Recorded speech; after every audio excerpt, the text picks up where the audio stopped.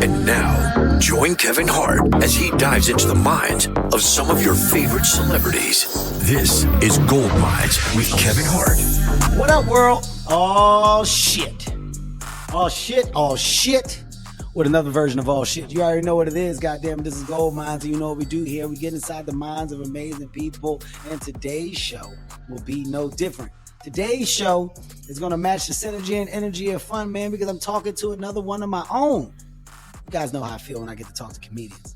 I get excited. I don't know why, man, but comedy conversation is just a different level of conversation. And today we're talking with a vet. We're talking with a true vet, pioneer, somebody that's been in the game for a long time and figured out so many ways to navigate within the business of the business. And that goes from writing, that goes from personality, that goes from acting. I mean, pretty much it goes from becoming a multi-hyphenate. Ladies and gentlemen, we're talking to the man, the myth, the legend. We're talking to Roy. What, Junior? What's going on, Roy? You know what it is, bro? Because I got excited because I get to talk to you too. Mm-hmm. It's because comedians get excited to talk to other comedians because like, ooh, somebody else has been abused too. Let's share pain stories. That's the first thing comedians do when they get together. Remember that terrible time when the terrible shit happened? They not pay you too? Them motherfuckers. Man, they didn't give me shit either, man. They did not give me shit. Bro, Roy, it's a pleasure. There's so many places that I think I can go within the conversation we're going to have, man. But for our listeners, you know, I think it's an amazing opportunity for the listeners that don't know you to get an understanding of who you are, and why the category of dope is attached to what you do. Roy, how long have you been doing comedy? How many years have you been in the game? 98. I was 19 years old at Florida A&M, and that's when I started. Wow. 98. I got arrested. We ain't never talked for real, but I don't talk about this shit on stage. I got arrested for running credit cards in college. And so I thought I was going to prison. Well, I was supposed to go to prison. Let's just be 100 about it. And I get arrested. And in the time from when I hit the plea, and I got arrested Thanksgiving of 98. So I started doing open mic to deal with depression. January come, I take a plea. I get suspended from school because I committed a crime on campus. Sentencing isn't until June. I get a FIAID check for $7,000 first week of February. I get suspended from school. I get handed $7,000 and my lawyer tells me in June I'm going to prison. So I take the $7,000 and I just use it to fund the first 5-6 months of stand-up comedy. I ride the Greyhound. I sleep in the bus station. I'm doing everything I can to stretch out the $700. June comes. For whatever fucking reason, I get probation. My pops, used to be a professor at FAMU. My mom went to FAMU. My auntie went to FAMU. So there was enough protection for the community in Tallahassee to kind of give me a second chance at it. So instead of expelling me, they let me back in school and I just kept doing stand up, bro. I got my degree and I'm sitting here talking to you. I know a lot of shit happened in between that, but that's the basic beginnings of all of my shit, man, is that I'm a motherfucker. That may have been the most well vetted out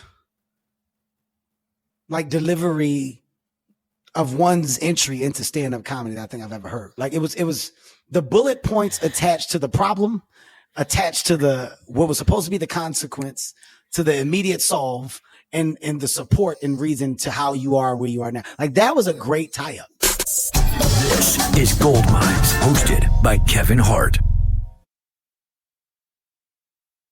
We return to Gold Mines, hosted by Kevin Hart. When a court-appointed attorney looks you in the eyes and goes, yeah, nigga, you're going to prison. Get your affairs in order. When I went to sentencing in June, bro, my apartment was packed. It was already a done deal. I'm out of here. What do you think? What did you think from a time-wise? What did you think that you was going to do? I was facing 5. The lawyer said I'd get 2, be out in a year on good behavior, overcrowding. But I figured for at least 2 years. And keep in mind, this is 98. The number one show on HBO is Oz. So my brain is going into what the fuck prison is going to be. And I just think that when you got like the great inevitability of going to prison where I figured I would die, I go, all right, well then what the fuck am I going to do for the next 5 months? Fuck it. You ain't got no friends. That's the other thing in college. When you get arrested, you ain't got no friends no more because you hot. I will talk to you. Yeah. So, and keep in mind, my job was to sell stolen clothes. I was the hooker. I was the plug. Yeah. Yeah. So I ain't a plug. You ain't got clothes no more. He ain't even got no clothes no more. So then you realize your worth within your community was attached to your ability to provide for them. So the moment I lost that, you go from like 40 friends to like 2 or 3. And all I needed to do, I worked at Golden Corral 20 hours a week. My share of the rent was $375. So all I had to cover was $375 at Golden Corral. The rest of it, I spent that net check and that 5 check on just traveling, hotels. And, if I could get a hotel, cool. If not, sleep at the bus station. I mean, bro, I used to go get booed at Uptown in Atlanta, and it would take the MARTA back downtown on Sunday nights and sleep at that bus station. And then it'd be some nigga that's working at the Greyhound station that saw me get booed earlier that night. How did you find out? Like, who provided you with what acted as your roadmap into like the early stages of open mic at that time? I mean, you're a college kid, and you're like, fuck it. Through these 5 months, I'm just trying to figure out where I can go. Where were you getting the information? Student activity. So I had a hookup over at Florida State. So the first stand-up show I ever saw was on campus. I didn't even know Birmingham had a comedy club. Birmingham, 98 at that point, Ricky Smiley is Black comedy Jesus, especially in the South. Like, Rick was hosting Comic View. He was from the crib. We both from Birmingham, just for the listeners. And so even figuring out how to do it the way Ricky did, I didn't know. But then Lavelle Crawford and Corey Zooman Miller came to our school and did a show. And then I realized, colleges do shows. Well, if FAMU got a show, maybe Florida State got a show. My roommate was fucking a girl at Florida State. So I would go wingman for him and, talk to the ugly girl in the lobby while they go upstairs and, and then you see on the cork board, comedy night, FSU. It's my fucking Earthquake and Michael Blackson. So I started going over to Florida State and watching their comedy shows every week. And then once a semester, Florida State would have a student contest. So I had a fake ID plug. So I had them make me a fake Seminole card so I could pretend to be a student. And I would show that card, and then I would go and perform on open mics over at Florida State. And from that, I met a dude who booked a little local thing in town, and then that was it, man. And so we start meeting the local comics. That's what I was going to say. Once you kind of meet the people that are in the, in that space, that's where the information starts to present itself, right? Because you're around it, like anything else, like this. So my degree is in broadcast, right? And so because I was suspended from school, when I got reinstated at FAMU, there's certain stipulations in college where, like, if you cut a fool and they let you back in, all you can do is go to class and go home. So you really can't do campus radio. You can't do the campus paper the way you want to. And I really couldn't because, motherfucker, I'm gone on the weekends because at this point I'm working the road. I'm enrolled, but I'm working the road. Mm-hmm. I created an internship for myself. This cat, Van Wilson, at the time, it was a radio station in Tallahassee, Hot 105.7. And he would let me come in at 5 o'clock in the morning and do morning news. So I wrote the morning newscast and I did the news on the 10s and the 30 every morning before my 8 o'clock classes. There was a comedian who went to FAMU who was the co-host of that morning show. His name was William E. Gilmore. And William Gilmore is a FAMU rattler. And you're not just a motherfucker for no reason, can see hustle. Mm-hmm. And so Gilmore would host the show, then go be a school teacher from 9 to 3, and then would go anywhere near Tallahassee and go do shows. Gilmore started taking me on the road with him. You remember this name from the olden days. He would take me to do Al Tillman rooms down in Georgia, Aubrey Pippin rooms over in South Carolina, and we go up to Uptown and all of that shit. So that was like an early year one mentor on, okay, this is a set list. Here is a premise. I see you up there just kind of doing your thing and running your mouth, but you need structure. And so Gilmore was the cat kind of year one, year two, until I graduated and moved back to Birmingham, that was kind of walking me through the comedy scene in North Florida and South Georgia. When do you feel like you made the decision? I mean, in the early stages of it, right? I mean, of course, the pressure of fucking prison. I mean, by the way, I don't know how you're able to do that. I'll tell you right now, I don't have that. Like, you're not going to tell me I'm going to jail and sit me down to wait to go to jail. Like, I'm telling you now, I'm not capable. I'm not, there's no. You're going to run? You're going to go on the run? I'm not, there's no, I say this with all due respect. You are not going to tell me that I'm going to jail and tell me I'm going to be there for 5 years, but give me all this other language of 2 to 1. And you got like 6-8 months to figure. I'm out of here. Yeah. In whatever way. Yeah, I don't have that. So you have 6 months to get your affairs in order and have anyone who's ever loved you write a letter to the prosecutor to recommend that you get probation. Yeah, I'll show you my affairs.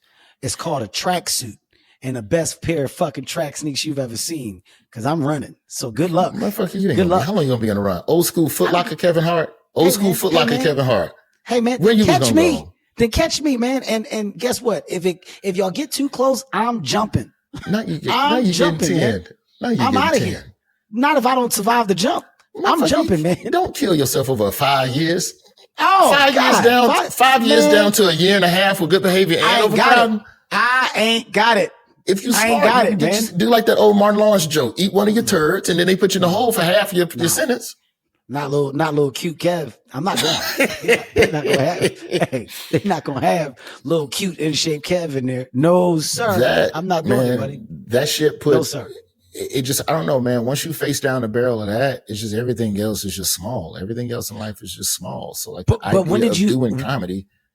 Did you say like, okay, you're putting these dots together, they're connecting, right? Okay, the sentence comes, oh my God, probation. Wow, what a fucking thing. I'm back in school. Okay, life is starting to kind of unfold back to the right direction. At that Dean's point, list with the grades. Did you know at that point, did you go, okay, like stand-up comedy is it for me though? Like like you said, broadcasting is your major. That's where your world is, etc. So you have a background, you have a major. The other things in college are there to present themselves.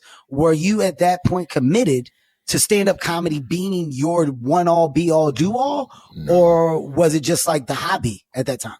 It's just what I love doing. So that's what I filled all my time with. You gotta remember, I'm the child of 2 college professors. You know, my pops, my mom, 2 doctorates in the house and shit. So you ain't gonna show up to education. So when I graduated, the issue was, and also sidebar, only reason I showed up for my college graduation was because it get canceled. I didn't care about school. I just wanted I enjoyed stand up, but let me get this degree. Let me get a regular job. Let me figure out how to double dip, not realizing that you really can't do that with stand up. So when I graduated, I started applying for jobs in journalism and nobody would fucking hire me, bro. Number one, because I'm a convicted felon on probation. Number two, at that time, I'm still on probation when I graduated. So I can't get, like, my degree is in broadcast, but all my experience is in print. And all I've been doing is fucking around on the radio a little bit. I didn't have enough internship. By the time you graduating senior in journalism, you need to have been working at a real TV station. Your ass needs to have been somewhere structured, learning proper Lester Holt, Bryant Gumbel, Stuart Scott type shit, right? I wanted to be Stuart Scott. That was the lane I wanted to fill. So I had 2 job offers, one from the Tampa Tribune, one from the Birmingham News. And both job offers were around $14,000. At the time, I did the math on the money I was making as a road comic. And I figured that year I should make $17K. So I go to my mom and I go, look, let me stay with you for up to 3 years. I love that you had it mapped out. I made $9K first year. I made 11. And by my projections with the money that was on the books, I should make 17. And you're not stand up. The further out you go, the more money you make. You start adding merch. Same time, Ricky Smiley leaves Birmingham. He leaves the morning show in Birmingham to go to Dallas to start what eventually became his shit today, the syndicated joint. So the radio station in Birmingham had an opening for an internship. So I just took that, and that was enough to keep my mom at bay. And mind you, this is the same radio station where my pops worked. So she felt like there was a degree of insulation from the book. At least he has a real path, because you're not going to explain a career in entertainment to a college administrator like my mom. It's just not going to compute. But because I worked at 95.7, that was enough for her to shut the fuck up. And then I'm on the road in the meantime, building and that's when I was like, okay, I can do this. Cause in 2001, you know what radio could do for your career as a road. Yeah. I mean, I was just going to say what I love about what you're saying right now, man, just to kind of shine a light on the value of the fucking gems that he's dropping right now. Roy is basically giving you guys an overview of how he attached a business that could secure the want and fuel the drive for the dream. Like, I love this thing. I love this hobby, but let me go and break down the economics attached to the things surrounding it so that I could fucking secure like my ability to play. And at this time, and at 1998, from 1998 to, I'll say, to probably 2010, I think you're looking at the second tier of height of radio. And what I mean by that, like, of course you had like the Tom Joyner days, you had the Doug Banks, you had, Russ Parr, right? Yeah. Like this is when like the idea of the morning shows, it was secured by people who turned it into such a big, broad business that those businesses grew the international exposure to stations. So for comics that were able to kind of get involved in this business early saw a great secure return of just like security. You know, to your point of Ricky Smiley, when Ricky Smiley left to go do radio, that opened up the door for somebody else. But Michael Sean went and did radio. Like, there's only Rudy Rush is another comic that it went. What's that guy? J. Anthony Brown. Like, God, there's not a crazy amount of comics that were able to get in that door when they presented themselves. Prescott, but the ones in Memphis, if we're talking locals, and I'll give a shout out to Griff 3K. Oh, absolutely. In Atlanta as well. Absolutely. But like that was what the game plan was. But then what I also figured out, bro, and this is what I learned when I was still in Tallahassee, if I'm going to grow my money in comedy, I have to perform for more than Black audiences. So I just never bought into just being a Black comic or a Def Jam comic. And the issue, and it pays me dividends now creatively. But when I started at 19, you know the drill, bro. When you're performing in the Florida Panhandle, one night it's a casino with 7-year-olds. The next night, you're in Fort Walton Beach with the White Spring Breaker, MTV Spring Break days. And then you at Uptown with Nard Holston, RIP, setting you up to get booed. You know, Earthquake on stage, swirling a Heineken, setting your ass up. So what is the joke? What is the thing I can talk about that I don't have to change my style between these different demographics? And so that's when the comedy became a little bit more rounded out about the world and trying to find common denominators in people. Because the only goal when I first started, like those first 4 or 5 years, every month perform in a new city, even if it's for free, find one place to go that you haven't been before. So if I had a Monday in Memphis and I had a Tuesday in Indianapolis, I'm calling the motherfucking Kentucky and going, yeah, man, I'm headed to a gig. Would love to swing by and just lie my ass off. They lying to us. He said you're going to return the favor. You're going to return the favor. What you gonna do? Catch me? What you gonna do? Tell me I can't go on stage? I already wasn't gonna go on stage and I was gonna sleep in my car at the truck stop. So who gives a fuck? So when radio hit, radio really expanded my reach because, you know, like you said, like that was Black Twitter in the late 90s, early 2000s. So if you was on the radio, you is somebody. And also I benefited from it because Birmingham is a A+ comedy market. The same comics that play every major city in this country have played Birmingham. Birmingham was a major player back in the 80s. So every Friday in my morning show, I had some of the best comedians in the country coming in, and I just got to sit as an intern. I worked my way up to host over a decade. Bro, I saw Lavelle Crawford come in, and Gary Owen is a close second, but the idea of understanding the concept of getting on the radio to sell a ticket, to excite people about coming to see you live. Lavelle Crawford understood how to reach people through the microphone. I saw Bruce. One of the best to ever do it. I was going to say Bruce, Lavelle, Gary, get to, what's our guy? Don DC.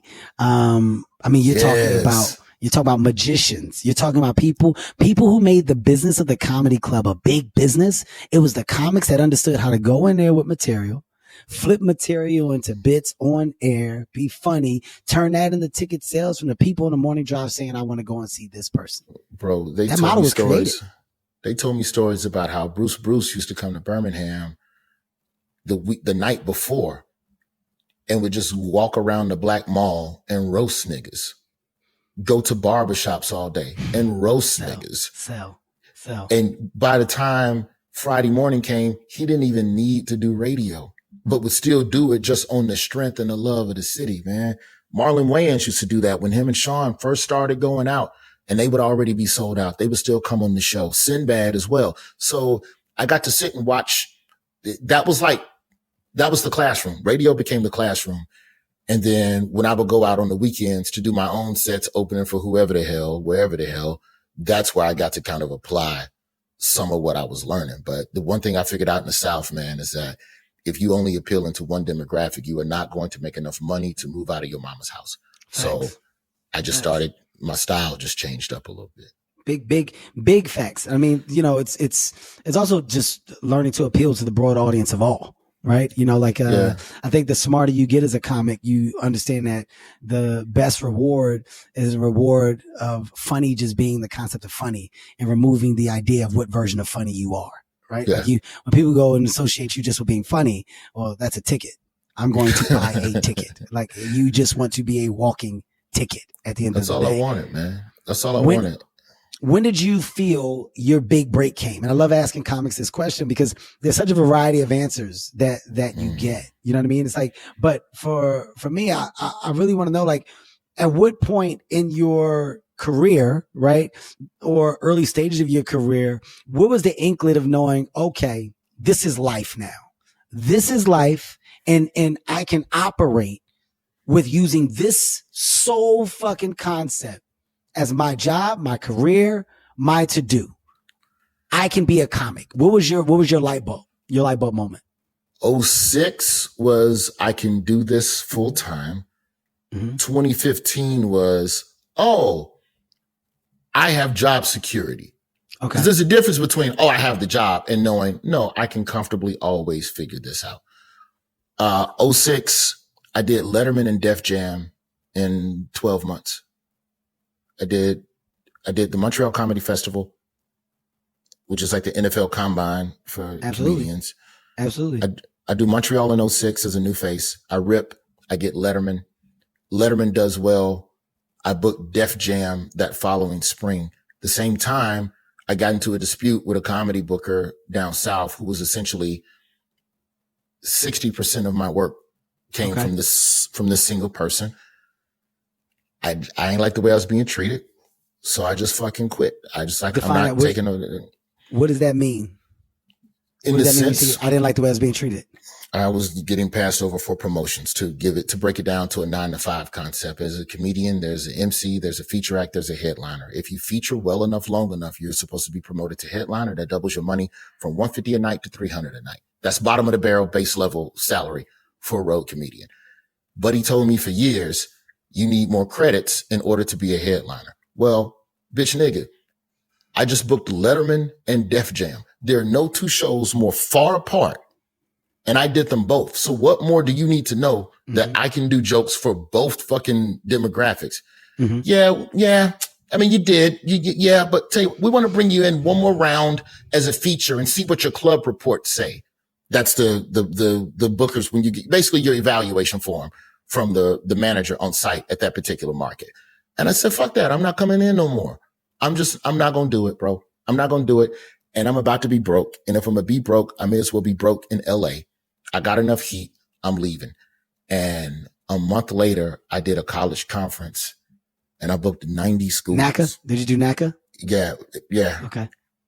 I booked 90 schools, and this ain't my rate now, but it was $1,000 a school. Let me tell you something. When you go from making $150 a night on the road to 90 schools at a G a pop, that's when I was like, okay, when you step out on faith and go, I'm not going to take that. You got to clear the plate for whatever's coming next for yourself. And so that was the first time I learned that lesson. It was actually that incident that was part of what gave me the level of give a fuck about leaving the Daily Show, if we being 100 about it, because the Daily Show was a great job. The Daily Show was a very good job. I got a lot of good friends there, but I don't know if this is the move no more. But I wasn't going to get what I got at CNN until I officially left there. There was no way to there's no smooth transitions in this business. You got to stop doing one thing in order to find out what's next for yourself. So that's what happened, man.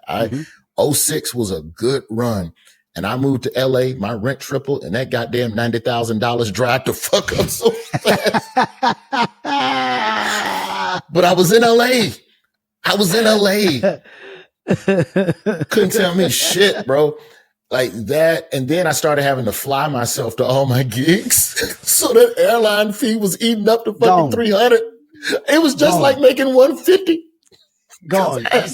You say at that point, you say, well, what the fuck? That money gets eaten up fast. Up fast. '06 was the first time I had real job security. I had a dispute with the radio station because they wouldn't give me an extra hour to bring me full time so I could get a root canal. I got pissed off and quit.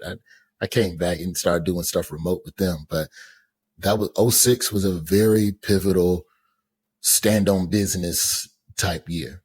I mean, but for the Daily Show, when we talk about just the departure from the Daily Show, I was never aware of like what the reasons or, the why. I always viewed it from the outside of, your participation on the Daily Show was dope. Like I knew you were writing on the Daily Show. I also knew that you were a, consistent like personality, like within the sketches and stuff like that. And I felt like the platform gave you an amazing outlet to showcase your talent in a variety of different ways.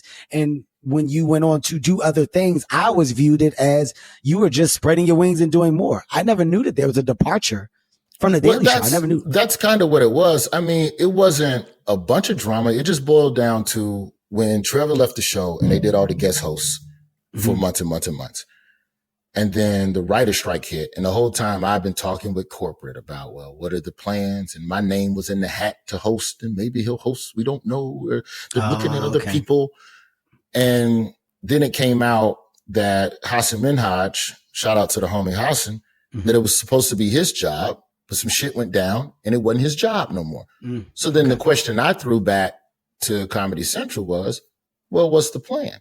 And it wasn't in the spirit of, I should host. It's just, I need to know what's going to happen in the next year of my life. I'm a fucking father. So I'm not just going to be around here and then we all get fired in 3 months.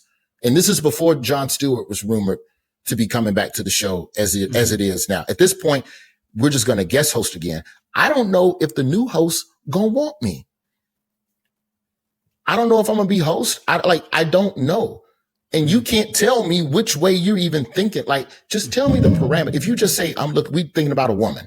Okay, cool. I can set up a short list in my brain of the women who could do this job and of those women who would actually want to do this job and which ones actually fuck with me and make an educated guess on whether or not I couldn't even do that, bro. So I just felt like going into an election year, I'm in control if I leave. I'm not in control if they let me go or they change the show in a way that doesn't benefit me creatively. So I'm better off leaving right now. And I know whatever is supposed to be next will figure itself out. I just need to stay sharp, talented, and hustle. That's all I got to do. Everything else will come together. And that move in '06 is what made me fearless. Cause I mean, I've crossed that bridge 2-3 times again before the Daily Show departure. So it's clarity. It's context and it's clarity, but you're not asking for any reason other than the reason of just understanding so you know how to best position yourself for the years to come. You know what it was like? You know what it was like, man? Me talking to Comedy Central, it was like when you married, you probably can't even laugh at this no more.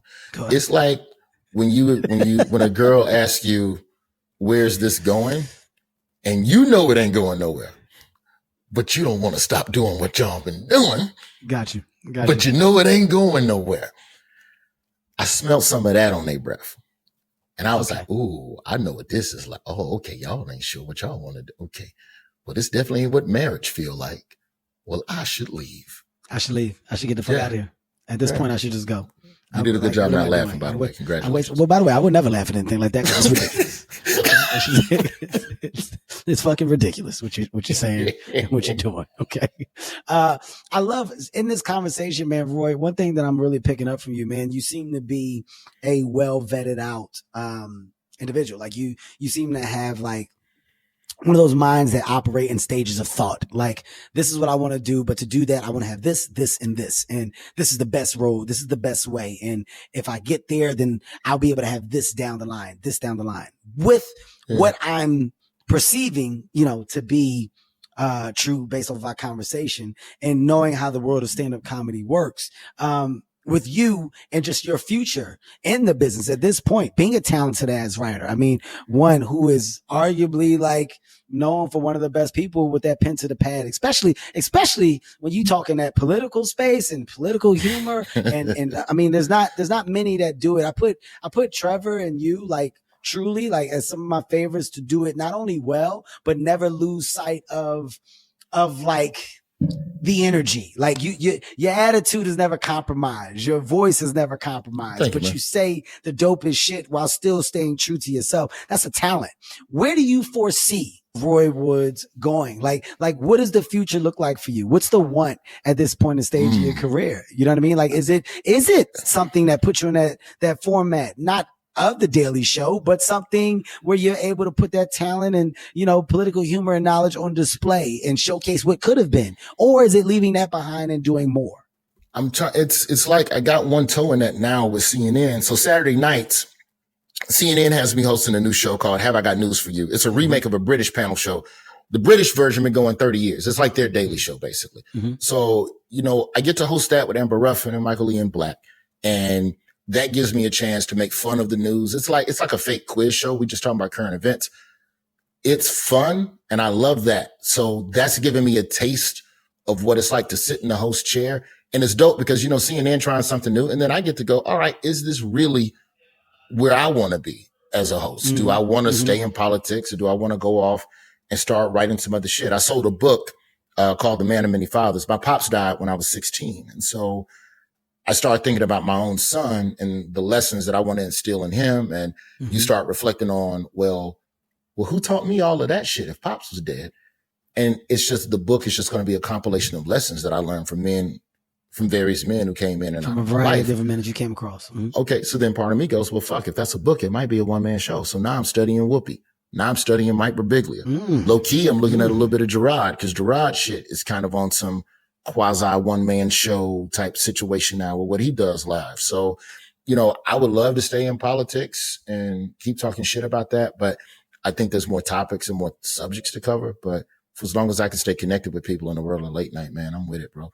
More Gold Mines with Kevin Hart after this. Now more from Kevin Hart on Gold Mines. I think like we have to foresee like where we're seeing ourselves like going and where we would love to basically end up at some point in time, right? Like, Yeah. You know, I started dabbling with the idea of the talk show with Heart to Heart, because I'm like, you know, as we get older, the road is great. I'll be honest with you. I love the road. I love touring, but the way that we do it and the manner that we do it, how long can you keep up the pace?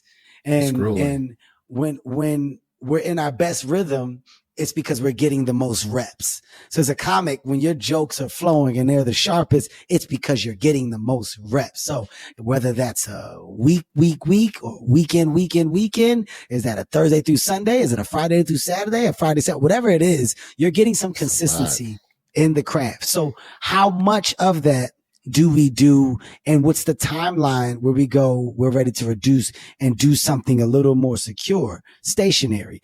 You know, the talk show, I was like, I want to dabble in it because this can put me home. I can be home. I can pop into a studio.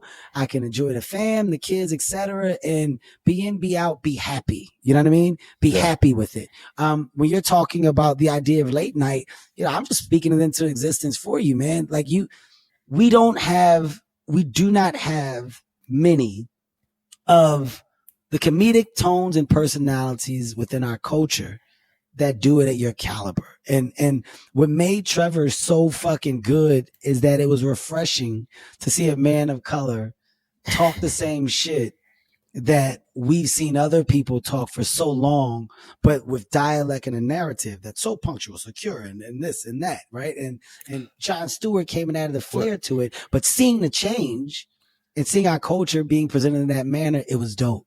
And knowing that our culture was behind him as well was dope. What Trevor was able to do so well that I've never been able to do is that he knows how to compartmentalize his anger so that he can make a point and communicate more effectively with people who are listening, with people who are angry, right? Because there's been days, bro, I used to walk up in the Daily Show, man, the motherfucker, did you see that shit? Nigga, we got to talk about that shit right the fuck now. Yes, we will. We will address it and we will talk about it. And then he'll take it and put it in a way that just perfectly encompasses the anger. Like that, you want to talk about watching somebody and learning some shit, man.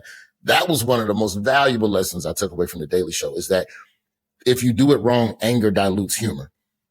But if you acknowledge the emotion of anger and then continue into a joke, I don't even want to get into all of that human interaction, psychological shit where they talk about how if you acknowledge another person's emotion before then talking to them, the person is more likely to listen. Mm-hmm. I don't have to match your emotion. I just got to say, I see your anger. It's like, this is shit customer service do on the phone. Motherfucker, cancel the flight. I understand you're angry about your flight being canceled, and I am going to work to get you rebooked. And that's the shit that'll calm you down for just a second. Instead of them going, hey, I know you mad, motherfucker. I'm mad too. Ain't it fucked up that they canceling all the There's no solutions being discovered in that exchange, even if they're on your team. You know what I'm saying? So yeah, Trevor's a master with that shit, man. I really, really would love to just have a platform where, you know, you can talk and reach people, and CNN's giving me that right now. And I'm happy for I got news for you. And I just look for the show to just keep growing, bro. Good shit, man. I love it. I'm happy to hear it. And, you know, I love that you're in a space where you feel good, you feel respected, you're happy, of course, with the opportunity. But I truly hope it sets up, you know, the conversation for what the bigger opportunity will be. And I'm not saying should be. My man. I'm saying will be. Like it's a matter of time. I'll take it. And the reason why I just say it's a matter of time is just because we just don't have it. We truly just don't have it. Like we don't have our version of a political discussion, but done with a POV where we can understand. And, you know, I think if and when given, you'll see an amazing response from this younger generation and just understanding, right? It's like my relationship with Chase Bank. You know, I've been partnered with Chase for years now. And I remember when I told him, I said, look, man, I want to make sure that I'm a part of the initiatives attached to the community and just trying to like cure the disease of financial literacy. Like, how do we change it? What do we do to work? And I remember when out the gate, you know, they were like, I asked them, I said, well, who are you sending to these communities to like talk or to teach? And it was like this white guy, buttoned up white guy. And I was like, well, he can never do it because they're never listening to him because he has no idea. He has no idea where they come from or where they're understanding what it's built off of. He doesn't know that. And I was like, that's the disconnect. So the disconnect in politics at times comes from the way that politics is presented to us as a culture, especially to the youth. And when you have the voices that can do it with a different narrative and do it with a different flair, I just think it's extremely valuable. And I definitely see you not only doing that, but continue to do that. And like I said, the opportunity will present itself soon. And just know that you got a big fucking supporter and fan of me when it does. I appreciate I gotta get back to the earlier things that we talked about, man. And you know, we come from different comedy classes, right? Like as comics, like you were a part of a class. Like what were the comics that were in your class? Who would you consider to be your comedy class? Lil Rel, Deon Cole, maybe, but it's tough to say because you got to remember, man, I came up down south, which is like essentially being homeschooled for comedy. You know, that's pretty fucking funny. Chicago's a university. There's a curriculum. There are good professors. There's predecessors. New York, San Francisco, LA, like these are comedy markets where even Atlanta to a degree, you know, I'd say, you know, if I'm talking just cats I ran into on the come up, who I started, I ain't gonna say I started with it. We even did shows together, but cats were around the same time. I'd say Lil Duval. I saw him some. Okay. But to say that we ran in the same circles, that wouldn't be true. But I mean, Prescott, Lomax, you got me thinking like, you know, Benji Brown, Marvin Dixon, like these are all people I saw, like these all, you know, Southern beasts, you know, Nard Holston, Doodoo Brown, like, if we talking black comedy, you know what I'm saying? Miss Pat is probably one of the closest running partners I'd say that I have. You know, she and I came up around the same time and did a lot of shows together as well. Miss Pat. I love Miss Pat. But I think the one advantage though you have on the road versus coming up, I think like I've said this before, Chicago and DC hands down the best comedy markets, best pedigree, because they policed anybody that was similar to anybody, which is why most comedians from that market, no two comedians are similar. It's the best place to hone your uniqueness and creativity as an artist, are those two markets. But the advantage I think you have coming up as a road comic, working with different motherfuckers every week, is that I got to see every possible way this job can end. Mm-hmm. I know cats who opened for me who are now filthy rich multimillionaires. And I know cats who I used to open for that have killed themselves. Mm-hmm. And I've seen everything between the two. Mm-hmm. Alcoholism. I've seen neglectful parenting. I've seen cats who had it and then fumbled it. I've seen cats who lost it all because they married the wrong person. So in a way, by the time I got to New York, by the time I got to LA, I was in LA first before New York, you recognize all the vices and the way you can slip into all of that shit. Whereas if you come up on the coast and you're primarily a coastal comic for 4 or 5 years and you got your weight up and you got your glitz and glamour, you got your shiny jacket, you got your TV credits, you got a little bit of respect, and then they set you out on the road and the motherfucking wolves will eat you. You know the stories. Motherfuckers getting set up to get robbed after they show. Stop telling people where you stay, dummy. You think that girl really like you, dummy? Like that type of shit. I know cats and got shot in their room. Leave town, get your money and stay at least 2 exits up the freeway. If somebody paying you in cash, don't let them cover your hotel room. Mm-hmm. Mm-hmm. The nigga who just gave you $800 know where you stay? Come on, big dog. Mm-hmm. I mean, put that wallet in the toilet. You ever learn that one? Any of your OGs teach you that one? The wallet, yes. Wallet. Sean Jones and Akatunde taught me that one. Put your wallet in the Ziploc, put it under the toilet lid. There you go. There you go. Or get a second hotel room and fuck in the empty hotel room, and then they don't know where you should go. And go back to the other one. I mean, if you really want to know, if you want to know who could be some of the most, I would say, intriguing criminal masterminds, you got to get inside the mind of a road comic. The fear of things happening and the prevention of these things that have yet to happen, but the thought of how they may happen. Hey man, look, get the hotel, but don't make that be your hotel. Get the hotel around there from that hotel. That's what you want. Tell everybody you staying at this one. By the way, make them drop you off at the fake. We'll wait till they leave. Then you get your ass a ride and go back to where you really are. It's all about the smoke and mirrors, because in these cities, you don't know these people. You don't know these promoters. You don't know the personnel around you. And the last thing you want to do is put yourself in a position to get knocked in the fucking head and the money that you made be the money that goddamn got took.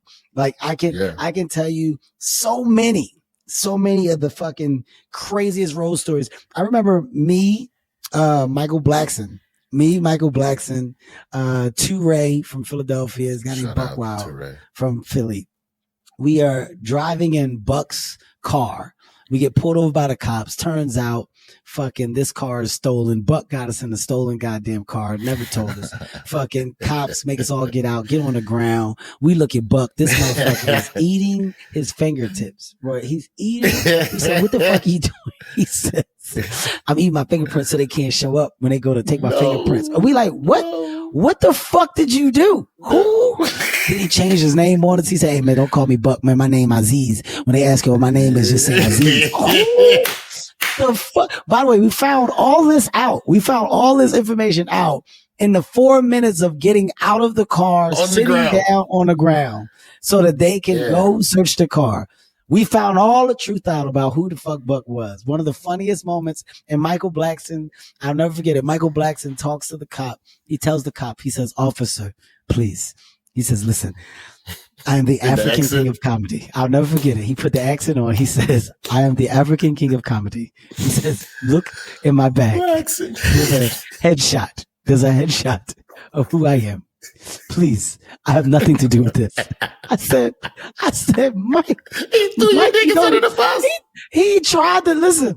He said, "I have nothing to do with this." He says, "This is his car, his stuff. I have nothing to do with it." Officer, "Hey man, sit on the ground. Sit your ass down." He says, "Just please look at my bag." He wanted the officer to look at his headshot. And he's like, "Mike, what do you think he's going to do? What do you think he's gonna fucking do when he sees that headshot? You're not the prince of. Sit your stupid ass down and take this fucking arrest just like we will. Yes, I'm Super Bowl champion. Please, it don't matter who you are. The police don't care. That make them really want to take you down. You know, we got the king of African king of comedy. I have never laughed more in my goddamn life, man. A very, very, very funny time. It's sad, man. I just know a lot of cats who weren't able to be a good road comic. That's what I'm trying to say. To be a good road comedian, you cry in the car much sooner than a comic from the city. And a lot of comedians that start in the city, that's all training. You ain't never been out of town to spar. And when the actual business of this game starts hitting you and you hit those peaks and valleys, and this job is a series of never ending motherfucking peaks and valleys. Yes, it is. If you ain't got the emotional wherewithal to get through that, to me, that kills off 85% of entertainers. I don't care what the genre is. So I have cried in the car and I have seen people cry in the car. I've been on the road with cats, bro. I remember a gig canceled on me on the way there, and the gig was my fucking gas money home. Slept at the Flying J across the state line in Kentucky to wake up the next day to work day labor so I could make $35 fucking dollars just to get a tank of gas to go home. And got home, my mama asked me how the gig was. I said it was great. You don't even need to know that.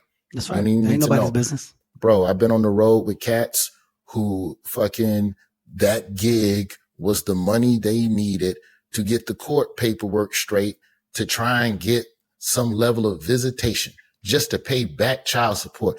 Yeah, nigga, I ain't got y'all money tonight, but I can pay you in cocaine. Niggas crying all the way back to the, and then you have to share, the worst is when you have to share a condo. I don't know if you ever had to do that, because I think you went straight Philly to LA, and then you came back and did the road in a different fashion. But only condo I did was the one in Cleveland. Was that the Improv? The Flats. Yes. Yeah, right across from the club. That's the big only parking condo lot. I've ever stayed in. Yep. White wall, long break. I know that one. Yeah. So you share these condos with the other comedians, man. You'll be in the condo at 2 PM on a Thursday, and it's a grown man crying. And I'm just trying to play my fucking PlayStation 2. And it's my fucking, I just fucking don't, I'm so sick of this fucking road, man. And this fucking job. It's just fucking, and you start going, wow, I don't want to be them. Like, the road is very much like climbing Mount Everest when you have to go past them dead bodies. And you just have to keep climbing. So the sooner you see the dead bodies, the more prepared I think you are. Now, the downside is that I don't get as many reps as a city comic, which is why Chicago and Atlanta and DC niggas come out the gate stronger, faster than most cats who are not from solid comedy communities. Birmingham is not Atlanta. It's not Miami even, to that regard. So it's just, it's harder to get stage time on a regular. Well, I think that it's pretty much also like you knowing, like the comics that know and that know where the tougher spots were. Like that's where you had to put more energy, more work, right? Like in those spaces. All right, well, I got to turn up, on a scale of 1 to 10, I got to try to get to a 30. I remember my biggest struggles came from the South early on. To your point, I came up in the East Coast. So the DC, the Baltimore, the Philadelphia, the New York. You talked too fast early on. Yeah. I was very okay, this is where I'm at. I got to the South. I was like, oh man, they hate me out here. The South. Oh my God, these people, they can't fucking stand me. I can't. And it was exactly that. It was the city. I called it the city boy cadence of Eddie Murphy in life. You know what I'm saying? I'm New York City, baby. Whatever you want. Whatever you Ray need. Gibson. Ray Gibson, baby. New York City. I got what you need right here. Who the fuck you talk to? Like, so fast, so quick. Slow it down. You had to slow it the fuck down. Slow it down. Yeah. But once I saw the return and like energy from the audiences in the South, is when I started to feel good. Like that's when I started to feel good about the early stages of a comic, because I was like, okay, I can get into all the comedy clubs. If I can get into all the comedy clubs, and I found out they all talked Like they all talk, they all shared information. All I got to do is get some good rapport going and get some good conversations. And they toss them too. They start tossing them to each other. I'm gonna be on this road forever, and I'm gonna be okay with that. Houston talked to Dallas. Dallas talked to San Antonio. You lock up San Antonio. That's gonna give you Oklahoma City. That's gonna give you all the I-35 all the way up through Nebraska. Like, and then that's gonna give you Denver automatically off of that. Man, I just, as much as crazy as the road was, man, I still see value in it, because when the industry can decide that it's done with you at any point, but the people will always love you if you always treat them right. You always give them a good show. Absolutely. The ups and downs of the industry side of this are what I find far more frustrating than avoiding fucking girls and drinking too much liquor and getting roofied or something weird, or getting your car stolen. Like the hurdles of navigating studio notes on a script, or feeling like, oh, I worked at this show and maybe they'll at least be honest with me. Even if they don't pick me, they'll be open. Well, I didn't get that. So like that type of betrayal is far more surprising, because in the industry, once you're in the machine and once you're in what people perceive to be success, that's when all of the real fucking curveballs start coming, because they come from people who seem to be well-intentioned, and they come from people who smile, and there's way more smiles. At least when you was broke, it was just you. So you knew who you could trust. And I think that's the part of the industry that nobody can prepare you for. And there's no book you can read on it. There's no, like, some cats can give you some of the game, but if you don't know, you don't know. That, like, a headliner told me a story one time, like, for the listeners, some comedy clubs pay you a bonus for every show you sell out. And some clubs pay you a bonus for the cumulative amount of people that showed up. If 500 people show up, then 750, then 1,000 over the course of the weekend, you get a bonus at each mile marker. There was a club owner that was paying sellout bonuses, but when the headliner would go on stage, he would go to the bar and put 10 bar stools from the bar into the showroom, take a picture, and then show you that, man. Almost. You almost did it. You almost did it. Meanwhile, if you ain't got nobody watching your back, on the motherfucking website, the show is promoted as sold out. And some clubs will deliberately promote an unsold out show as sold out to keep it from selling out, so that they don't have to pay you your extra bread. All the rules of the trade. There's a headline. I ain't gonna say his name on the podcast. The nigga wouldn't go on stage for the second show until he got his bonuses from the night before. He held the show hostage. I mean, those are all tricks of the trade. Once you learn the business, but that's why I think the road manager is so important. You know, your road manager, to your point, the person that is watching your back, somebody that is there and that has your best fucking, like, has your world as their best interest. Like, that's something that I think is learned and earn as you go on. That's all knowledge, right? Like you understand the importance of a team, you know, the importance of a role manager, the importance of someone that acts as an assistant, getting openers that are basically like friends, that you guys all build a great synergy and energy, so that when you're out, you start to develop this team concept. You know what I mean? There's a reason why there aren't many plastic cup boy type operations from the South. Have you peeped that? In the sense that 85 South, even 85 South, I don't count as that, because 85 South is a group of niggas that came together and understood that there was strength in numbers, but their individual comedic pedigrees and their journeys were separate. And then they met.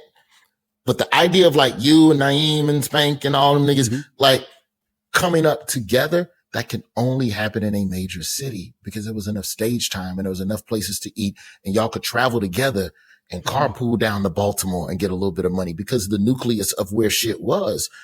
There is no gig in Birmingham where I could carpool with niggas and go down to Biloxi 4 deep and expect we all will make enough money to make it worth our while. So you just don't see as many squads like that. It's different now with the youngins and kind of the comedy / influencers. I don't really count that because they're coming up in a different business model. But for where you're from, that shit is a blessing. I don't have that. I have a lot of comedians I'm tight with and I'm cool with, but I got like the Birmingham cats that I knew, Then I got a whole nother wave of LA cats. And then I got the New York wave that I'm cool with. And none of those three circles overlap. It's like going to school all over town. It's just different school districts. It's so damn smart. It's so damn smart. It's like, I don't know. I love the process. I love the understanding of the process. And I love giving this type of knowledge, to our listeners, because the world of stand-up appears to be this great, glamorous world, but people don't understand like the true trenches that you have to make it out of to get to any place of success, especially security. It's a hard road, but the beauty of that hard road are the stories that come out of it. And I hope that the listeners appreciate these stories. I hope that the listeners receive the world of storytelling and understand that it's done never from a place of bitching, but from a place of understanding. We wouldn't have it any other way. I wouldn't take it any other way. I wouldn't change any of the problems. I wouldn't change any of the hardships. I wouldn't change any of the fucktivity. It all helps to shape and mold the comic into the person or personnel that you see, that you embrace, that you love. That's why we choose comedy. We choose comedy because we choose the journey. And today, man, what a fucking brilliant journey of discovery. And I will say this. I will say this to my listeners, man. Educate yourself on Roy Wood Jr. He's a comics comic. And I mean that. Like, he's one of the good guys. He's one of the funny ones. And I light up if I have an opportunity to see you. If I'm in the same space, if it's sitting in your performance, I'm never not going to watch. I'm a fan, man. And, I learned something today. I had no idea just about the Daily Show, the reasons, et cetera, attached to it. But like, any door that not closes, but just lessens a little bit. It's always there for you to put your foot back into it if you want to, but the doors that open up outside of that one, man, those doors are fucking amazing. And I love that CNN is embracing you. I love that you're somewhere and you're fucking happy. You're doing the things you love. Just remember, mark my words. It's not, man, I hope. I'm telling you, when it does, just remember our conversation today. I've never been more confident in anything in my life. Just remember our conversation today. Okay. And then I'm going to make you the first guest, just like you blessed Trevor. You have Trevor's very first episode of Daily Show was you. It's me. Yep. There is no yes plus yes plus yes. I say it here. Mark it down. Yes plus yes plus yes. The only thing I do different in my career, bro, is that I would have moved to New York instead of LA. And I would have married that one girl instead of cheating on her. That's it. You know what? That's a big realization. And I don't know if she hears this. That's a big W for her. That's a shit with my name. I told him. See what I'm saying? Now what I'm saying. Ladies and gentlemen, this is Gold Mines, and it's nothing but gold, not sometimes, but all the time. Roy Woods Jr., he provided just that, man. Gems were dropped. I hope you did your job and picked them up. God damn. I swear to God, I love conversation, but conversation with comedy just hits different. Thank you guys for listening. Until next time, I'll talk to you guys later. Roy, I appreciate you, man. Love you, man. Gold Mines with Kevin Hart is a Sirius XM and Laugh Out Loud radio production and executive produced by Kevin Hart, Mike Stein, Brian Smiley, Eric Eddings, and Eric Weil. Produced by Danny Sellers and Leslie Guam. Engineered by Danny Sellers.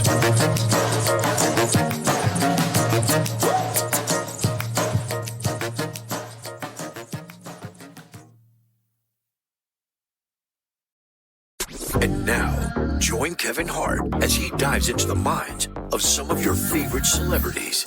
This is Gold Mines with Kevin Hart. Oh, welcome, world. Man, it's been a while. It's been a while since I've been able to get live back in the studio. Actually, no, Chloe. I had Chloe, who did my last one, man. A very good one, too. Insightful. And how do you follow that? How do you follow Chloe? Goddamn. Right? How do you follow a great live interview? You follow it with another great live guest, guys. You know what it is. This is Gold Mines. And on Gold Mines, what do? We get inside the minds of amazing individuals.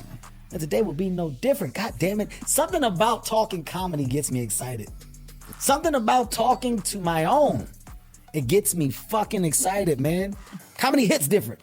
It hits different when you talk to someone that does the heavy hitting. Ooh, that's a segue.